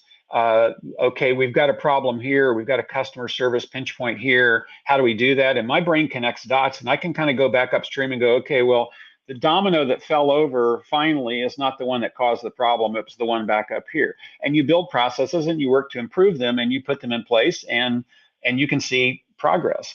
But I didn't realize the level of resistance to adoption. And again, that's the word that was used on panel 3. I refer to that as, the gravitational pull, essentially, of existing processes, and more specifically, Web 2 companies are Web 2 companies. They're not Web 3 companies, and Web 3 companies are not Web 2 companies. And so whether we can get ourselves to the point where we can create some kind of a Web 2.5, something that would help the Web 2 companies get to Web 3, or the Web 3 companies put a step down and help the Web 2 companies get to those places. But there are a lot of people that are doing a lot of things. They're putting their kids through college. They're doing all kinds of things with their current goals and their current MBOs and annual goals and things like that. And they don't necessarily want to drop everything and jump to this new technology. And so that resistance to adoption, I think, is absolutely real. I think we have to, I don't think we should be depressed or dejected by it. I think we just take it for what it is, but it is reality. And so I guess in closing, these are literally world-changing ideas and technologies we've been discussing today. One of the comments I guess I would offer to the audience today is, yes, of course, business cases are critical. However, back up to the International Space Station view for a second, I would also challenge this group to look broadly to standards and interoperability opportunities, and look to your left, virtually here, look to your left and to your right, and to recognize that these are likely teammates in this global effort. As I said, we realized and stated publicly in 2019 that for this technology to be transformative in our space, which is global commerce, it had to be bigger than FedEx. And I think the point is the same with this audience. And again, that's what I refer to as co-opetition. And my definition of that is, it's not about where we compete, it's about where we can agree. So my challenge to you is, where can we agree on the topics discussed today? And let's get started. And Jackie and Matt, back to you. Hey, that was great. I had a silly thought, which was, Dale, does the shipping company deliver to Liberland yet? Do we have any ops in Liberland? Is there any demand there? I don't believe that that's one of the 220, but we can always hope that we get to 221. I think we want to support that. That's very, very cool. Jackie, give us some closing remarks. Well, Dale, you definitely rocked this to the moon, so to speak, as you said. And from the perspective of the global perspective, I do think we need to take the bigger picture. And, what you shared about the various pieces, that's the direction that we're all going to be going. We all have to cooperate and look how are we going to work together. And you're right, not every company is going to need blockchain, but we do need to educate, and we need to be aware of what is applicable and what's not applicable. And then how do we protect the consumers, but not in a way that's going to be restrictive of the entrepreneurs and the creative businesses and individuals who are in this space. Again, Dale, I cannot thank you enough for the wisdom that you've shared, and Matt for being a leader in your field as well. I think for everyone who has been listening, stay tuned for the other global summits that we're doing in October. We're going to be talking about sustainability and a lot of the environmental issues and a lot of the social good that the companies are actually doing in our space. You talk about the cruise. We are doing a crypto blockchain DeFi conversation cruise, and we are anticipating it's going to be seen by 15 million eyes.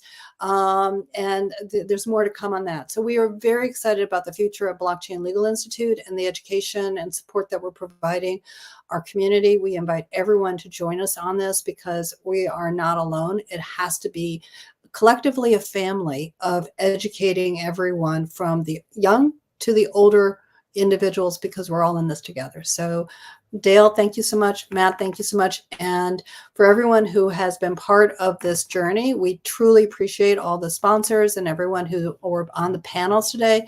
Cannot thank you enough. And I know we have credits that are going to roll. And thank you to Stars and Funds, American Crypto Academy, and everyone else who's been able to produce this. So thank you so much. Have a good night, everyone around the world. Thank you.